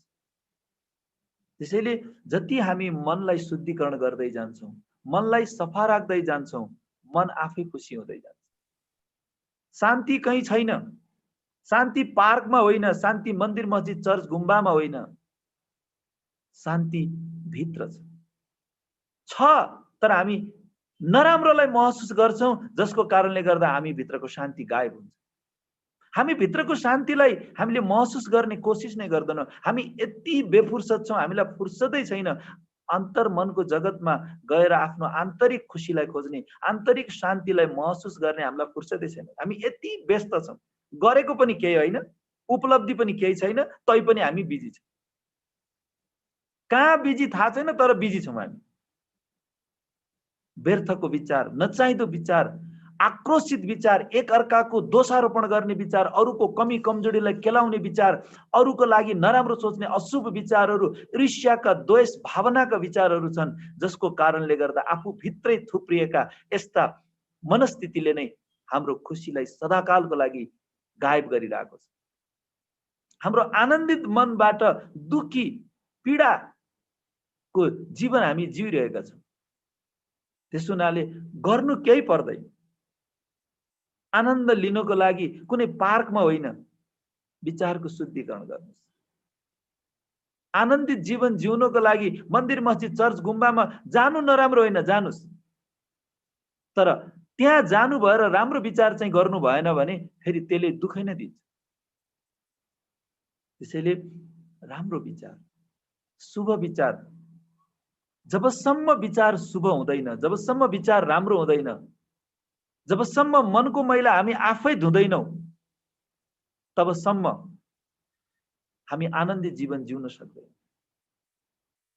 त्यसैले आनन्द प्राप्त गर्नु छ भने पहिला आफ्नै विचारको शुद्धिकरण गरिदिनुहोस्। जति हाम्रा मन स्वच्छ हुँदै जान्छन्, जति हाम्रा मन पवित्र हुँदै जान्छन्, जति हामी सबैको लागि कल्याणको भावना राख्छौँ, सबैप्रति शुभ भावना राख्छौँ, खुसी, शान्ति, आनन्द, प्रेम कहीँ छैन, हामी भित्र प्रशस्त छ। यहाँहरूले पल पल प्रतिपल महसुस गर्नुहुनेछ। खुसी खोज्नको लागि कुनै महँगो करोडको कार चढ्नु पर्दैन। आज खुसी कारले आउने भएको भए आज करोडौंको कार चढ्नेवाला पनि दुखी छ। खुसी नयाँ घर बनाउँदैमा खुसी आउने हैन, यति घर बनाउनु पाए त खै त आज 10 तलाको घरमा 5 स्टारमा बस्ने मान्छेहरू पनि डिप्रेसनमा गइरहेका छन्। चन्द्रमामा घर किन्छु भन्ने मान्छेहरू पनि सुसाइड गरे। किन? किनकि खुसी वस्तुमा होइन, विचारमा थियो। त्यसो भएको हुनाले जबसम्म हामीले हाम्रो विचारलाई धुँदैनौँ, हाम्रो विचारको शुद्धिकरण गर्दैनौँ, तबसम्म खुसी हामी भन्दा कोसौं टाढा छ। सिम्पल, गर्नु केही पर्दैन। यसको लागि कहीँ तीर्थ जानुपर्ने, व्रत बस्नुपर्ने, यसको लागि ठुलो माला जप्नु पर्ने, हिमालयमा जानुपर्ने, घरबार त्याग्नु पर्ने केही पनि होइन। बस विचारको शुद्धिकरण गर्नु। 10 तलाको घर बनाउनु पर्ने, 2-3 वटा घरिडी किन्नु पर्ने, करोडौंको कार किन्नु पर्ने होइन। बस विचारलाई राम्रो गर्नुस्, राम्रो विचारको स्विच अन गर्नुस्, खुसी क्षण त्यही छ। प्रेम गरेर हेर्नुस् परिवारलाई। जुन परिवारसँग अग्निलाई साँची राखेर 7 जन्मसँग सँगै मर्ने सँगै बाँच्ने कसम खाएको हो, त्यो परिवारलाई प्रेम गर्नुस्। एक जन्ममै रात दिनको झगडा, कचकच कचकच कचकच, सानो सानो कुरामा एउटा कुरा चित्त बुझेन भने 10 वर्षसम्म नि त्यही कुरा कोट्याएर न्यु खोजिरहन्छ। अनि कहाँबाट खुसी आउँछ? एउटा कुरा चित्त बुझेन भने त्यो मान्छेलाई दुश्मन जस्तै ठान्छौँ। सानो कुरा मन परेको थिएन, त्यसपछि सारा खोतल खातल गरेर नराम्रो मात्रै कोतरे गर्छौँ भने न खुद खुसी हुन्छ, न सामनेवालालाई खुसी बनाउँछ। त्यसैले अरूले के गर्यो नहेर्नुस्। फुलको अगाडि चोर आयो कि डाका आयो, फटा आयो कि हिरो आयो कि साधु आयो कि मन्त्री आयो कि सर्वसाधारण आयो हेर्दैन, सबलाई सुगन्ध दिन्छ। जबसम्म हाम्रो विचारलाई सुगन्धित बनाउँदैनौँ, विचारमा कल्याणकारी भावना आउँदैन, तबसम्म न मन आनन्दित हुन सक्छ, न खुसीको जीवन जिउन सक्छ। त्यसैले आफ्नो मनलाई राम्रो बनाउनुस्, अभ्यास गर्नुस्। तपाईहरुलाई लाग्ला भन्नु त सजिलो छ, त्यहाँ बसेर बोल्नु त, गर्न त गाह्रो छ। भन्न जति सजिलो छ गर्न पनि त्यति नै सजिलो छ। गर्नुस् राम्रो विचार, आफ्नो विचार हो। म मेरो विचारलाई राम्रो बनाउन सक्दिनँ अनि दुनियाँलाई राम्रो बनाउँछु भनेर हिँडेर के हुन्छ? के पनि हुँदैन। त्यसैले आफ्नो विचार, पहिला आफ्नो विचारलाई राम्रो बनाउनुस्, आफ्नो मनमा उत्पन्न भावनालाई राम्रो बनाउनुस् र अरूको भावनालाई ठेस पुग्ने काम कहिले नगरिदिनुस्। कसैले मलाई गरेको नराम्रो व्यवहारले मलाई मन छुन्छ, मेरो मन खान्छ, मलाई गाह्रो हुन्छ भने मैले आजदेखि यदि मैले अरूको ओठमा खुसी ल्याउन खोजे, अरूको मनलाई हँसाउन सके, अरूको जीवनमा म केही न केही मैले एउटा पुण्यको कार्य गरेर जाउँ। लानी कसैले पनि केही होइन। यो झगडा मात्रै गरेको, यो जमिनको लागि यति आज जमिन यस्तो भयो, त्यति आज जमिन यस्तो भयो, त्यो जमिन किन्नु पाएन र यो के थुपार्नको लागि के भागिरहेछ? अरे अरबपति होइन, खरबपतिले पनि जिरो मरेपछि सिद्धियो। कसैले केही लिएर गएको छैन। फेरि पनि हामी यति थुपारेको छौँ, 3 ठाउँ घरिडी भइसक्यो, तै पनि त्यो घटी नातिनीको लामा लिनु पाए त भनेर हामी दौडिरहेछ। 90% चाहिँ कब्रस्तानमा पुगिसक्यो, उमेर 90% उमेर सिद्धिसक्यो, मर्ने बेला हुन लागिसक्यो, तै पनि हाम्रो मन कहाँ छ कि अझै किन्नु पाए हुन्थ्यो। कहाँको कुरामा झगडा गरिरहेछ। यत्रो जीवन के गरेर बितायौं? भागेको भागे, कमाई कमाई कमाई, कमाउनु नराम्रो होइन, तर धनको कमाईको साथसाथै पुण्य कर्मको कमाई पनि बहुत महत्त्व हुन्छ, किनकि साथ धन जाँदैन, साथ पुण्य कर्म जान्छ। त्यसैले मेरो अनुरोध छ, पुण्यको पुँजीलाई पनि जम्मा गरिदिनुहोस्, एकको दिल जित्नुहोस्। हामी आजकल दिल जित्ने भन्दा पनि दिल चिर्ने काममा लाग्छौँ बढी। सानो कुरा चित्त बुझ्दैन, बस यसरी बाढी चलाउँछौँ कि तरवारको धार भन्दा पनि खतरनाक।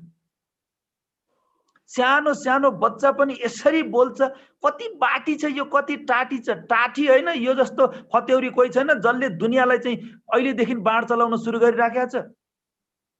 त्यसैले आफ्नो सन्तानलाई स्वभाव र संस्कार सिकाउँ।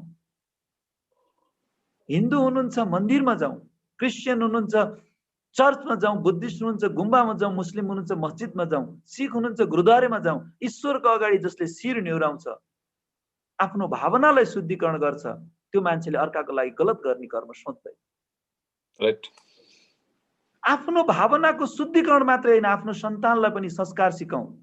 आज महँगो महँगो मोबाइल चाहियो, बाइक चाहियो, स्कुटर चाहियो, गाडी चाहियो, साधन दिनको लागि रात दिन दौडे गर्छौँ। यदि संस्कार दिनु सक्नु भएन भने त्यही सन्तानले जिन्दगी भर रहन्छ। त्यसैले साधन होइन, संस्कार दिनुहोस्। साधन आफैले जोड्छ। हामी यति कमाउनको पछाडि भागिरहेछौँ कि हिजो म केही थिएन, साधारण व्यक्ति थियो, आज म करोडौँको कार चढ्ने भइसकेँ। अझै छोराछोरीको लागि गर्दैछु म।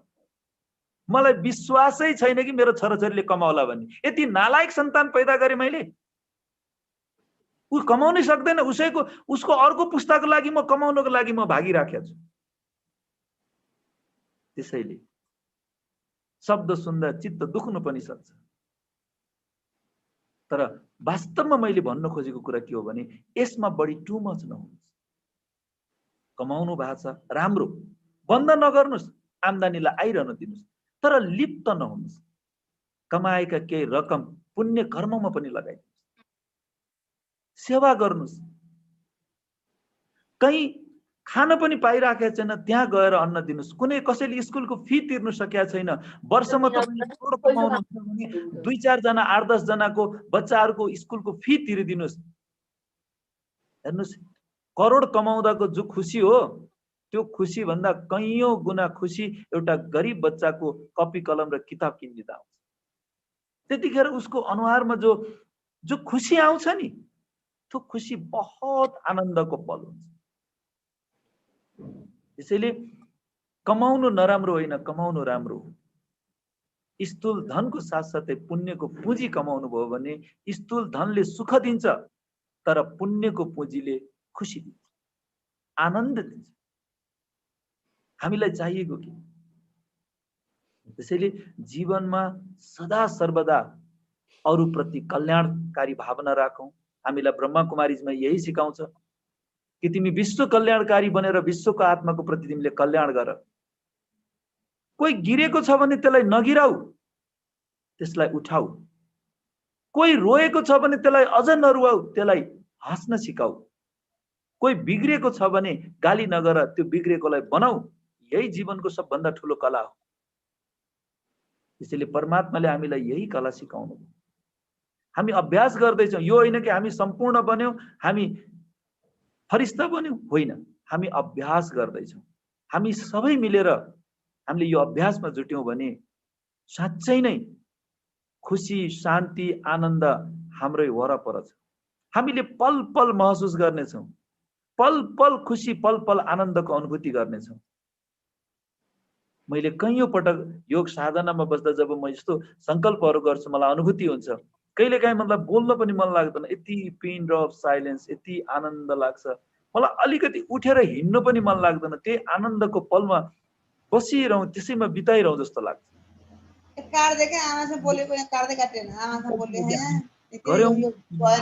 मनमा छ भने, विचारहरू हाम्रो मनमा छ भने निश्चित रूपमा हामी खुसी हुन सक्छौँ, आनन्दित जीवन जिउन सक्छौँ।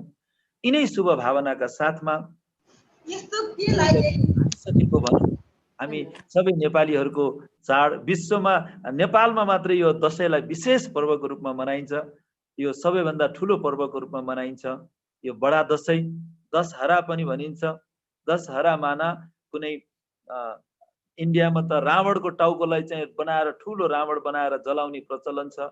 रावणलाई जलाउँदैमा दुःख जानी होइन, जबसम्म हामी भित्रका नराम्रो विचार रूपी रावण मर्दैन, जब हामी भित्रको क्रोध मर्दैन, हामी भित्रको लोभ अहंकार मर्दैन, हामी भित्रको ईर्ष्या द्वेष मर्दैन, तबसम्म हाम्रो जीवनमा खुसी आउँदैन।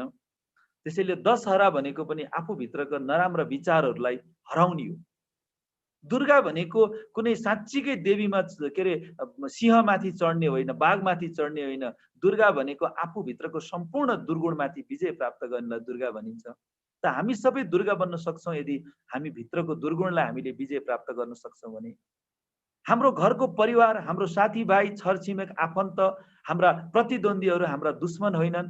हामी भित्रकै नराम्रो विचार, नराम्रो भावना, हामी भित्रकै क्रोध, हामी भित्रकै अहंकार, लोभ, यो नै हाम्रो दुश्मन, जसले यो दुश्मनमाथि विजय प्राप्त गर्छ। यसैको यादगारमा यो विजयादशमी पर्व हामी मनाउँछौँ। यस पर्वको यहाँहरूलाई सबैलाई हार्दिक शुभकामना पनि छ। अघि हाम्रो म्यामले भने जस्तै आउँदै गरेको शुभ दीपावली, छठ पर्व, क्रिसमस, न्यू इयर, भ्यालेन्टाइन होस्, शिवरात्रि होस्, फागु पूर्णिमा होस्, वैशाखको 2078 सालको शुभकामना होस्, कृष्ण जन्माष्टमी होस्, बुद्ध जयन्ती होस्, सबै पर्वहरूको मेरो हृदयदेखि नै यहाँहरूलाई शुभकामना छ। यहाँहरूको जीवनमा शुभै शुभ होस्। आजसम्म रोकिएर बसेका कार्यहरू छन् भने त्यो छिटोभन्दा छिटो यहाँहरूको जीवनमा त्यो बनोस्। यहाँहरूको जीवनमा खुसी नै खुसी छाइरहोस्। यहाँहरूको मुखबाट निस्किएका शब्दहरूले सबैलाई शान्ति र सुकुन दियोस्। यहाँहरूका हृदयमा सधैँ आनन्दित मन, खुसीयाली जीवन रहिरहोस्। यहाँहरूका दृष्टि जसलाई पर्नेछ उसको पनि कल्याण होस्। यहाँहरूका हातहरू सधैँ अरूको आशीर्वाद र अरूको सत्कर्मको लागि अगाडि बढोस्। यहाँहरूका पाउहरू सधैँ सद्मार्गमा निरन्तर अगाडि बढिरहोस्।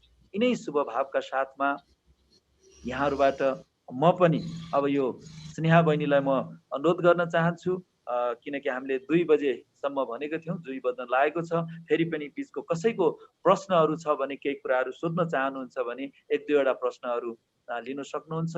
म स्नेहा बहिनीलाई अनुरोध गर्दै म अहिले क्वेसन आन्सर छ भने त्यसको उत्तर दिनेछु, तर त्योभन्दा अगाडि म अहिलेसम्मको यो म यहीँ टुङ्ग्याउन चाहन्छु। शुभ रहोस्, यहाँहरूले मनले चिताएको सबै कामनाहरू पुरा होस् भन्दै यही अन्त गर्न चाहन्छु। धेरै धेरै धन्यवाद यति समयसम्म सुनिदिनु भयो। सबैलाई ओम शान्तिको न्यानो अभिवादन। ओम शान्ति। ह्याप्पी दशैं।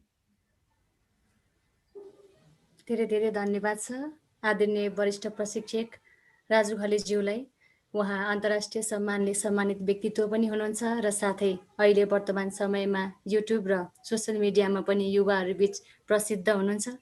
एनटिभीमा उहाँले आध्यात्मिक जीवनशैली सम्बन्धी कार्यक्रम पनि प्रवचन दिँदै आइरहनु भएको छ र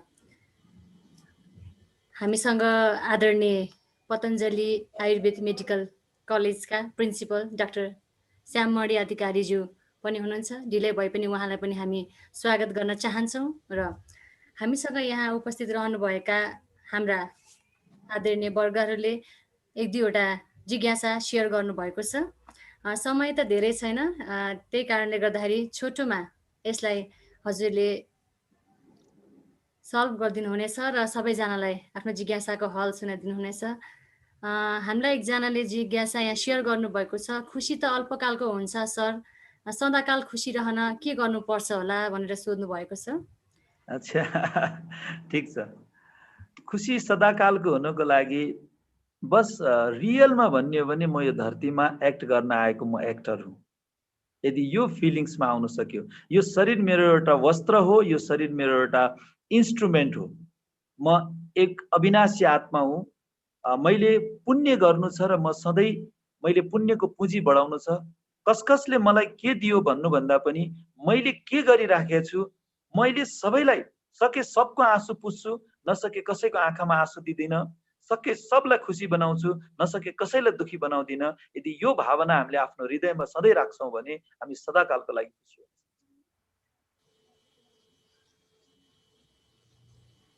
हजुर धेरै धेरै धन्यवाद। यहाँले आफ्नो जिज्ञासाको समाधान प्राप्त गर्नुभयो होला भन्ने आशा गरेका छौँ। अर्को क्वेसन राख्नु भएको छ, मन आनन्दित हुने टिप्सहरू के हुन सक्ला सर? के राजयोगले नै जीवनमा खुसियाली ल्याउन सक्छ त भनेर सोध्नु भएको छ। एकदमै राजयोग नै त्यो विधि हो जसले हामीलाई पनि अत्यधिक आनन्द दिएको छ। म मात्रै होइन, यस्ता लाखौं लाख व्यक्तिहरूले यो आनन्दको अनुभूति गरेको छ। मैले आनन्दको विषयमा अघि पनि धेरै कुराहरू भने। जबसम्म हामी अरूको भावनालाई कदर गर्दैनौँ, अरूको भावनालाई राम्रो बनाउँदैन र आफ्नो मनलाई पनि राम्रो बनाउनुहोस्। किनकि जबसम्म हामीले यदि मनमा कसैको प्रति घृणा भाव, ईर्ष्या भाव या क्रोध आउँछ भने त्यसैले हाम्रो आनन्दलाई खलबलाइदिन्छ। त्यसो भएको हुनाले कहिले पनि आफ्नो मनभित्र अरू चिजलाई भुल्न नदिनुहोस्। जब हामी बाटोमा निस्किन्छौँ, हिँड्छौँ, त्यहाँ हिलो पनि हुनसक्छ, हावाहुरी पनि आउन सक्छ, धुलो मैला आउन सक्छ, तर हामी के गर्छौँ? सेफ्टीको लागि हामी ध्यान दिन्छौँ। त्यस्तै जस्तो हाम्रो मनभित्र पनि नराम्रा चिजहरू नहुल्नुहोस्। जसरी हामी घरभित्र फोहोर चिज हुँदैन, घरको फोहोरलाई निकाल्छौँ, त्यस्तै गरी मनको फोहोरलाई निकाल्न सक्यो भने हामी सदाकालको लागि आनन्दित जीवन जिउन सक्छौँ। र हमेशा आफूलाई एउटा कल्याणकारी आत्मा सम्झिनुहोस्। र मैले सबैको कल्याण गर्नु छ, अकल्याण मलाई कसैको गर्नु छैन। मैले स्थूल धन सम्पत्ति कमाउन सकौँ या नसकौँ, तर मैले पुण्यको पुँजी चाहिँ मैले कमाउने छु। मैले हरेकलाई खुसी पारेर, आफ्नै सन्तान, आफ्नै परिवारलाई खुसी पारेर, आफ्नै साथीभाइ, मित्र सम्बन्धी, छरछिमेकलाई मैले मिठो बोलेर, मुसुक्क हाँसेर मैले खुसी दिनु सक्यो भने हामी पल पल, हर पल आनन्दित जीवन जिउन सक्छौँ। स्नेहा बहिनी? हजुर हजुर, अर्को पनि जिज्ञासा एउटा छोटोमा राख्नु भएको छ। मेडिटेसनलाई कसरी सफल र राम्रो बनाउन सकिन्छ, कृपया केही टिप्स दिनुहुन्छ कि सर भनेर सेयर गर्नुभएको छ एकजनाले। एकदम राम्रो। मेडिटेसन एउटा अभ्यास हो। जसरी शरीरमा रोग लाग्छ, हामी मेडिसिन खान्छौँ। टाउको दुख्यो भने प्यारासिटामोल ल्याएर खान्छौँ, पेट दुख्यो भने एन्टासिड खान्छौँ। मेडिसिनले शरीरको रोगलाई ठिक गर्छ। मेडिटेसन भनेको त्यो पद्धति हो, त्यो विधि हो जसले मनको रोगलाई ठिक गर्छ। हाम्रो मनको रोगलाई अरू कसैले पनि ठिक गर्न सक्दैन। कसैले हामीलाई सम्झाउन सक्छ, कसैले हामीलाई मोटिभेट गर्न सक्छ, कसैले हामीलाई इन्स्पायर गर्न सक्छ, तर इन्स्पायर हुने कि नहुने, मोटिभेट हुने कि नहुने भन्ने कुरा हाम्रो हातमा पर्छ। कसैलाई अलिकति भन्दामा एकदम मोटिभेट भइहाल्छ, कसैलाई जति भने पनि हुँदैन। जति भने पनि कुरा, किनभने उसले आफूलाई सुधार्ने कोसिस गरेको छ। त्यसैले यदि हामीले हाम्रो मनमा भएका नराम्रो चिजलाई हामी आफैले जबसम्म निकाल्दैनौँ तबसम्म त्यो बाहिर निस्किँदैन। त्यही बाहिर निस्किने चिजलाई भनिन्छ मेडिटेसन। र यसको लागि अभ्यास के छ कि जति सकिन्छ हर घण्टा केवल 1 मिनेट हामी हरेक घण्टा महसुस गरौँ राम्रो राम्रो भइराखेको छ। मेरो भविष्यमा अब सबै राम्रो हुनेवाला छ। मेरो वरपर राम्रो हुनेवाला छ। मेरो अगाडि सबै परिस्थिति राम्रो बन्दै आउनेछ। कोही मसँग रिसाएर गएको छ भने रिसको भाइब्रेसन नदिउँ, उसलाई शान्तिको भाइब्रेसन। त्यो ठुस्केर गएको त नि, त्यही रिसाएको त नि, पहिला त्यहाँ आओस् न बोल्न। होइन, ऊ बोल्न आओस् नआओस्, त्यो भन्न थाल्यो भने ऊ पनि आउँदैन, म पनि आउँदैन। अनि सानो कुरामा रिसाएको, पहिला 2 दिन बोलेन, अनि हुँदा हुँदा अहिलेसम्म आएन भने अनि गर्दा गर्दा हप्ता भयो, अनि महिना दिन, 2 महिना, वर्ष दिनसम्म बोल्दैन। त्यस्तो नभएर अरूले के गरेछ कहिले पनि नहेर्नुहोस्, मैले मेरो मनलाई सफा गरे कि गरे। यो मनलाई धुने विधि नै राजयोग मेडिटेसन। त्यसो भए हुनाले राम्रो सोच्नुहोस्, यसको लागि अभ्यास गर्नुहोस् हमेशा। जस्तो मलाई म्याराथनमा जानु छ भने मैले एभ्री डे मैले रनिङ गर्न सुरु गर्नु पर्यो, हैन? मैले वेट लिफ्टिङमा जानु छ, भारोत्तोलनमा जानु छ भने मैले उचाल्न, फलामहरूलाई मैले उचाल्न जानु पर्यो। त्यस्तै जस्तो मलाई टपर बन्नु छ भने मैले मेहनत गरेर पढ्नु पर्यो। त्यस्तै मैले रियलमा मैले शान्ति, आनन्दको अनुभूति गर्नु छ। मलाई आखिर चाहिएको जीवनमा के? मलाई चाहिएको खुसी हो, शान्ति हो, आनन्द हो भने त्यही चिजलाई मैले महसुस गर्नु नै मेडिटेसन। यसको लागि जुन सुकै अवस्थामा गर्न सक्छ। तपाईँ अहिले बस्दा पनि राम्रो विचार गर्नुहोस् त। यही विचारले हामीलाई खुसी दिन्छ, यही विचारले हामीलाई आनन्द दिन्छ। बस सबको लागि राम्रो सोच्नुहोस्। सबभन्दा पहिला आफ्नो लागि राम्रो सोचौँ। सोचौँ एकैछिन सबैजनाले। केवल आफ्नो यसपालिको दशैं मेरो अत्यन्त शुभ दशैं हुनेवाला छ, संकल्प गर्नु। मेरो पूरा परिवार चाहे जस्तो सुकै बेहोरा बानी स्वभाव किन नहोस् मेरो आफ्नो हो, म मेरो परिवारको लागि राम्रो सोच्छु, मेरो मित्र सम्बन्धीको लागि राम्रो सोच्छु, मेरो छिमेकीको लागि, मेरो देशवासीको लागि राम्रो सोच्छु, समस्त जगतको लागि राम्रो सोच्छु। यो भावना मैले अहिले सर्टकटमा छिटो छिटो गरेँ, तर यो भावनालाई हामीले अभ्यासको रूपमा गर्ने, मनलाई शान्त राख्ने, जति सकिन्छ शान्त, एकदम भित्र निहाल्ने, एकदमै भित्र शान्त शीतल हल्का बन्दै जाने। यो महसुस तपाईले हरेक दिन बिहान उठ्ने बित्तिकै र बेलुका सुत्नुभन्दा अगाडि 10 मिनेट 15 मिनेट आधी घण्टा कति समय मिल्छ केवल आफ्नो लागि राम्रो सोच्ने, भावनालाई राम्रो गर्ने, सबै काम राम्रो भएको। कसैले मेरो लागि नराम्रो गर्दैछ भने अशुभ सोच्नुको ठाटो त्यहाँ शुभ सोचौं, किनकि उसले नराम्रो गर्यो मैले अशुभ सोच्छु। उसले एउटा काम नराम्रो गरेको थियो तर मैले 50 चोटि नराम्रो सोचे भने कसले बढी काम बिगार्यो? उसले त मलाई एकचोटि नराम्रो गरेको थियो तर मैले 50 चोटि उसको लागि नराम्रो सोचिरहेको छु। त्यसैले पहिला उस व्यक्ति प्रति राम्रो भावना राखौं, यो हो मेडिटेसन। त्यसैले हरेक प्रति कसैको पनि नराम्रो चीज हाम्रो मनमा नआओस्, आफ्नो मन आफै धुनुस्, राम्रो विचार बार बार स्मृतिमा ल्याउनुस्। त्यो राम्रो विचार र राम्रो भावनामा कति बेर रहन सक्छौं, हर दिन बिहान र बेलुकाको समयमा अभ्यास गर्ने बानी बसाल्यौं भने हाम्रो अलि दिनपछि हामी आफैलाई लाग्छ ओहो आनन्द त यहाँ पो रहेछ, ओहो म व्यर्थमा झगडा गरिरहेको छु, ओहो म केही न केहीको चिजमा मैले यत्रो वर्ष बिताएको झगडा गरेर, म सानो कुरामा मनमुटाव गरेर मैले बिताएको रहेछु। एउटा सानो एक्जाम्पल दिन चाहन्छु। म दार्जिलिङमा थिएँ, एउटा कलेजमा म त्यहाँ क्लास गराउन गएको थिएँ अनि प्रिन्सिपलले मलाई भोलिपल्ट क्लास गराएको भोलिपल्ट आएर मलाई भेट्नुभयो, सर हजुरले फेरि आइदिनु पर्ने भयो। अनि किनभने त्यहाँ पनि म 7 दिनको लागि मात्रै गएको थियो, त्यहाँ धेरैवटा स्कुल र कलेजले मलाई बोलाएको थियो। म्याम मैले त त्यसरी भ्याउँदिनँ, मेरो आफ्नै प्रोग्राम छ, मैले त्यसरी डबल त आउन सक्दिनँ म्याम भने। तर उहाँले भन्नुभयो सर प्लिज एकचोटि हजुरले जसरी भनी पाइला टेक्दिनुहोस्, यति हाम्रो नानीहरुमा यति राम्रो एउटा रिजल्ट आयो भन्नुभयो।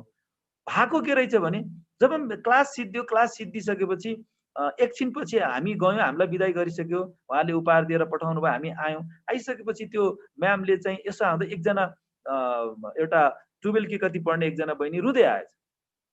अनि त्यो देखिसकेपछि त्यो म्यामले अरे के भयो, किन रोको, तिमीले अघि भर्खर त्यत्रो क्लास लिएर के बुझ्यौ? अनि त्यो बहिनीले भन्नुभएछ म्याम यो दुःखको आँसु होइन, यो खुसीको आँसु भने।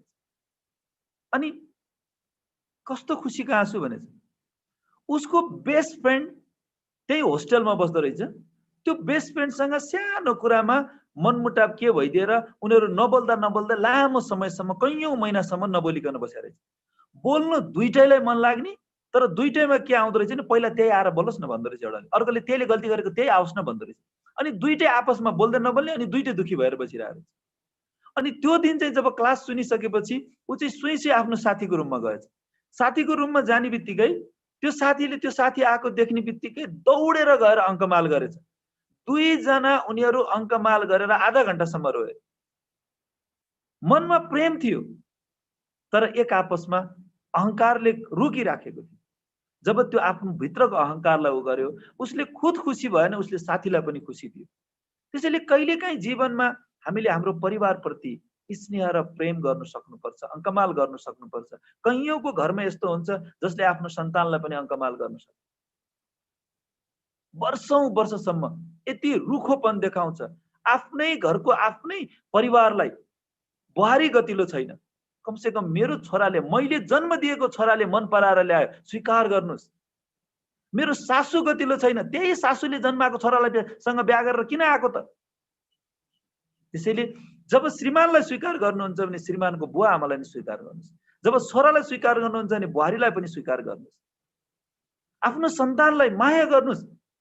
एउटा केटा जब एउटा केटीलाई मन पराउँछ, प्रेमको लागि उनीहरू घर परिवार छोड्न चाहन्छ, जीवन दिन चाहन्छ सक्छ। प्रेममा त्यो ताकत छ, त्यति शक्ति छ। त्यसले आफ्नो सन्तानको लागि प्रेमको हतियार प्रयोग गर्नुहोस्, न कि गालीको, न कि हातको, बस प्रेमको हतियार प्रयोग गर्नुहोस्। खुसी तपाईले यति यति आनन्दित मन, यति खुसी पाउनुहुन्छ कि यो नै मेडिटेसन। कसैको लागि राम्रो गर्नु, कसैको लागि, कसैको जीवनलाई परिवर्तन गरिदिनु, कसैको जीवनलाई मगमगाउने बनाइदिनु, बस यही मेडिटेसन। यो होइन कि दुईटा औँला जोडा अनि ओमको जप गरेर बस। यो होइन कि हिमालयमा जाऊ। यदि मेरो कारणले कसैको जीवन बन्छ भने त्यो नै मेडिटेसन। त्यसैले राम्रो गरौँ, अभ्यास गरौँ, बार बार कोसिस गरौँ। मैले धन बाँड्न सक्दिनँ, तर म मिठो बोलेर सबैको दिल जित्न सक्छु। मैले राम्रो व्यवहार गरेर सबैप्रति प्रेम र स्नेहको भावना जागृत गरेर हामी के गर्छौँ भने मन पर्नेलाई त राम्रो राम्रो कुरा गर्छौँ, उसँग घन्टौँ बोल्छौँ, अलिकति चित्त बुझेर मन परेको छैन भने अनुहारै नहेर्ने, बोल्दै नबोल्ने, ठस्स परेर महिनौ बिताइदिन्छ। अरे एकचोटि बोलेर त हेरिदिनुहोस्, त्यो पहिला आएर बोलोस् होइन, म गएर जब बोल्छु नि त्यसपछिको उसको अनुहारमा जो चमक हुन्छ, उसको खुसी हुन्छ। कहिलेकाहीँ यस्तो पनि भइदिन्छ, म बोल्न त गइदिन्छु तर ऊ बोल्दिन, ऊ ठस्केर बस्दिन्छ। अनि के सम्झिन्छ, त्यसलाई जति भने नि त्यस्तालाई कसले भन्छ भनेर अनि फेरि हामी पनि फेरि मुड अफ भएर आइदिन्छ। त्यस्तो हो। अभ्यास गर्नुहोस्। कहीँ न कहीँ कैयौँ जन्मको कर्मको हिसाब किताब हुन्छ। यदि मसँग कोही प्रेम गर्छ, कोही मसँग रिसाउँछ भने पनि, तर मेरो आफ्नो कर्तव्य हो प्रेम गरौँ। भगवान प्रेमको सागर हो भने म पनि मास्टर प्रेमको सागर हो, म प्रेम गर्छु। बस एउटा केटाले केटीलाई गर्ने प्रेम मात्रलाई प्रेम नभन्नुहोस्, एउटा केटीले केटालाई गर्ने प्रेमलाई मात्रै प्रेम नभन्नुहोस्। परिवारको प्रेम, आफन्तको प्रेम, साथीभाइको प्रेम, आफ्नो सन्तानको प्रेम, बुहारीसँगको प्रेम, सासू ससुरासँगको प्रेम, नाति नातिनीको, सबलाई प्रेम गर्नुहोस्। तर प्रेममा फेरि मोह नराख्नुहोस्, एट्याचमेन्ट नराख्नुहोस्। कहिलेकाहीँ के हुन्छ भने बाबुआमाको मन छोराछोरी माथि, छोराछोरीको मन ढुङ्गामुढा माथि भन्छ।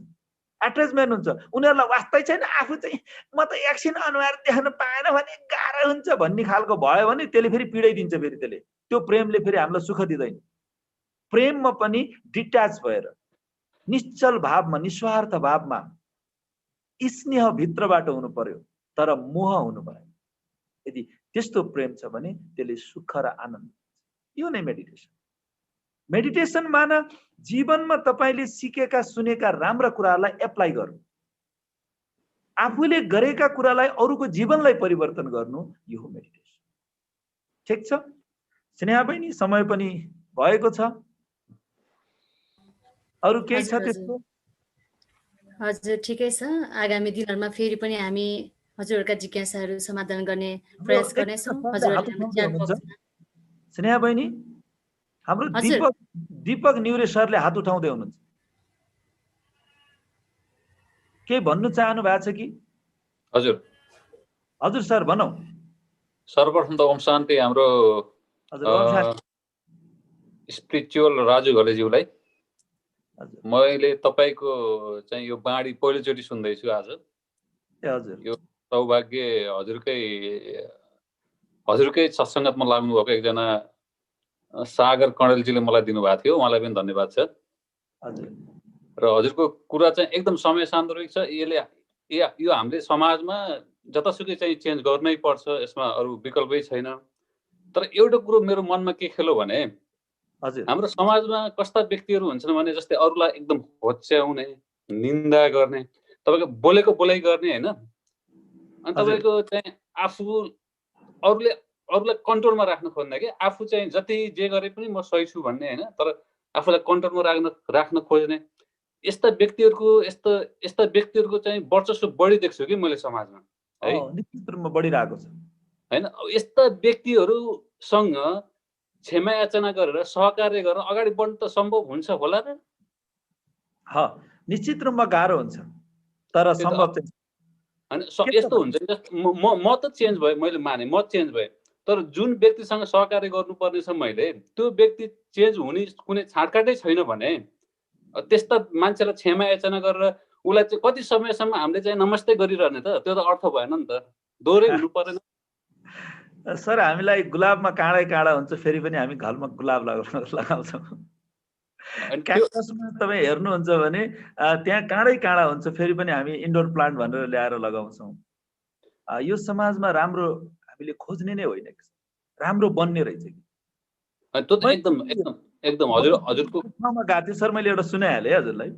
एकजनाले मलाई के भन्यो भने मैले तपाईँलाई मैले आज एउटा बुद्धमा देखेँ भन्नुभयो। अनि अब त्यो कमेन्ट मेरो लागि किन थिएन, किनकि बुद्धको स्टेज धेरै राम्रो थियो, म एउटा पुरुषार्थी हुँ।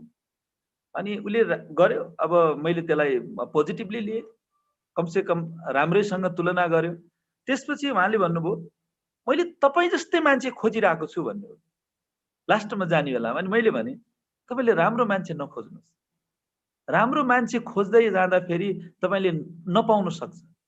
तपाईँ आफै राम्रो बनिदिनुहोस् न, हजारौँ लाखौँले राम्रो मान्छे भेट्टाउँछ।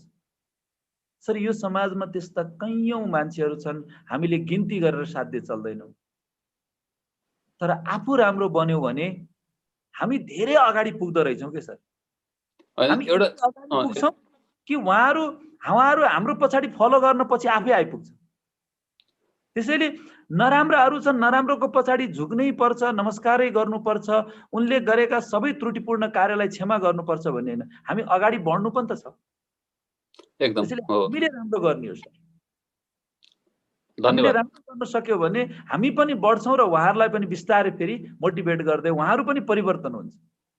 पहिला अरू परिवर्तन होस् अनि म परिवर्तन हुन्छु भन्यो भने समाजमा फेरि कोही पनि हुँदैन।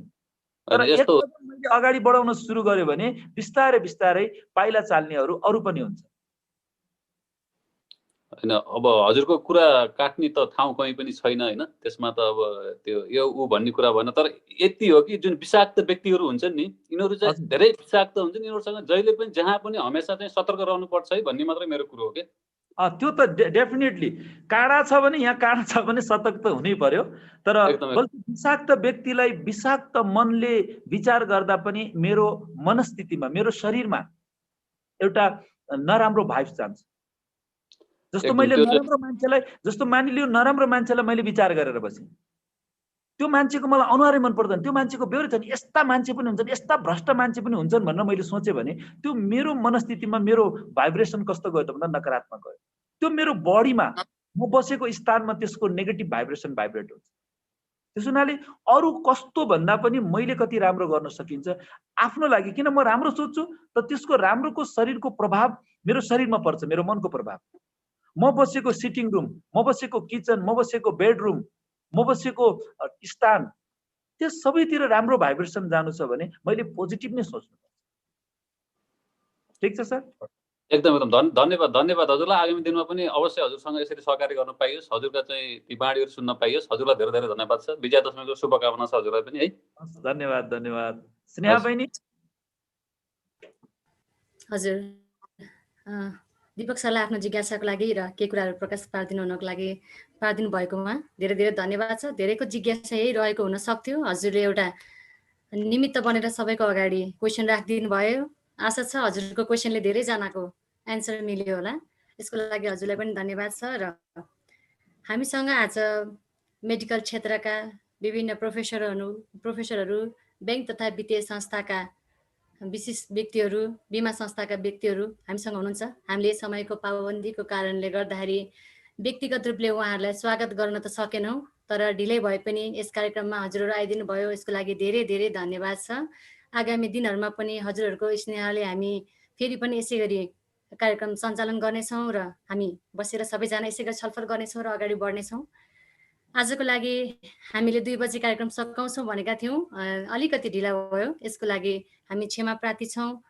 आदरणीय वरिष्ठ राजयोग प्रशिक्षक ब्रह्मकुमार राजु घलेज्यूले आफ्नो ज्ञान र आफ्नो समय, बहुमूल्य समय हामीसँग सेयर गरिदिनु भयो, यसको लागि उहाँलाई पनि धेरै धेरै धन्यवाद टक्राउँदै आज हामीसँग रहनुभएका प्रमुख अतिथिज्यू लगायत सम्पूर्ण विशेष व्यक्तित्वहरूमा हामीसँगै रहेर साथ दिनुभएकोमा र सँगै रहनुभएकोमा हृदयदेखि नै धेरै धेरै धन्यवाद टक्राउँदै आफ्नो अमूल्य समय सेयर गरिदिनु भएकोमा हामी सम्पूर्ण स्पिरिचुअल स्प्रिङ नेपालको तर्फबाट हजुरहरूलाई धेरै धेरै धन्यवाद छ। र अन्त्यमा विजया दशमीको फेरि पनि मङ्गलमय शुभकामना व्यक्त गर्दै आजको यस कार्यक्रमबाट म लगायत स्पिरिचुअल स्प्रिङ नेपालका सम्पूर्ण टिमहरू हजुरहरूबाट बिदा चाहन्छौँ।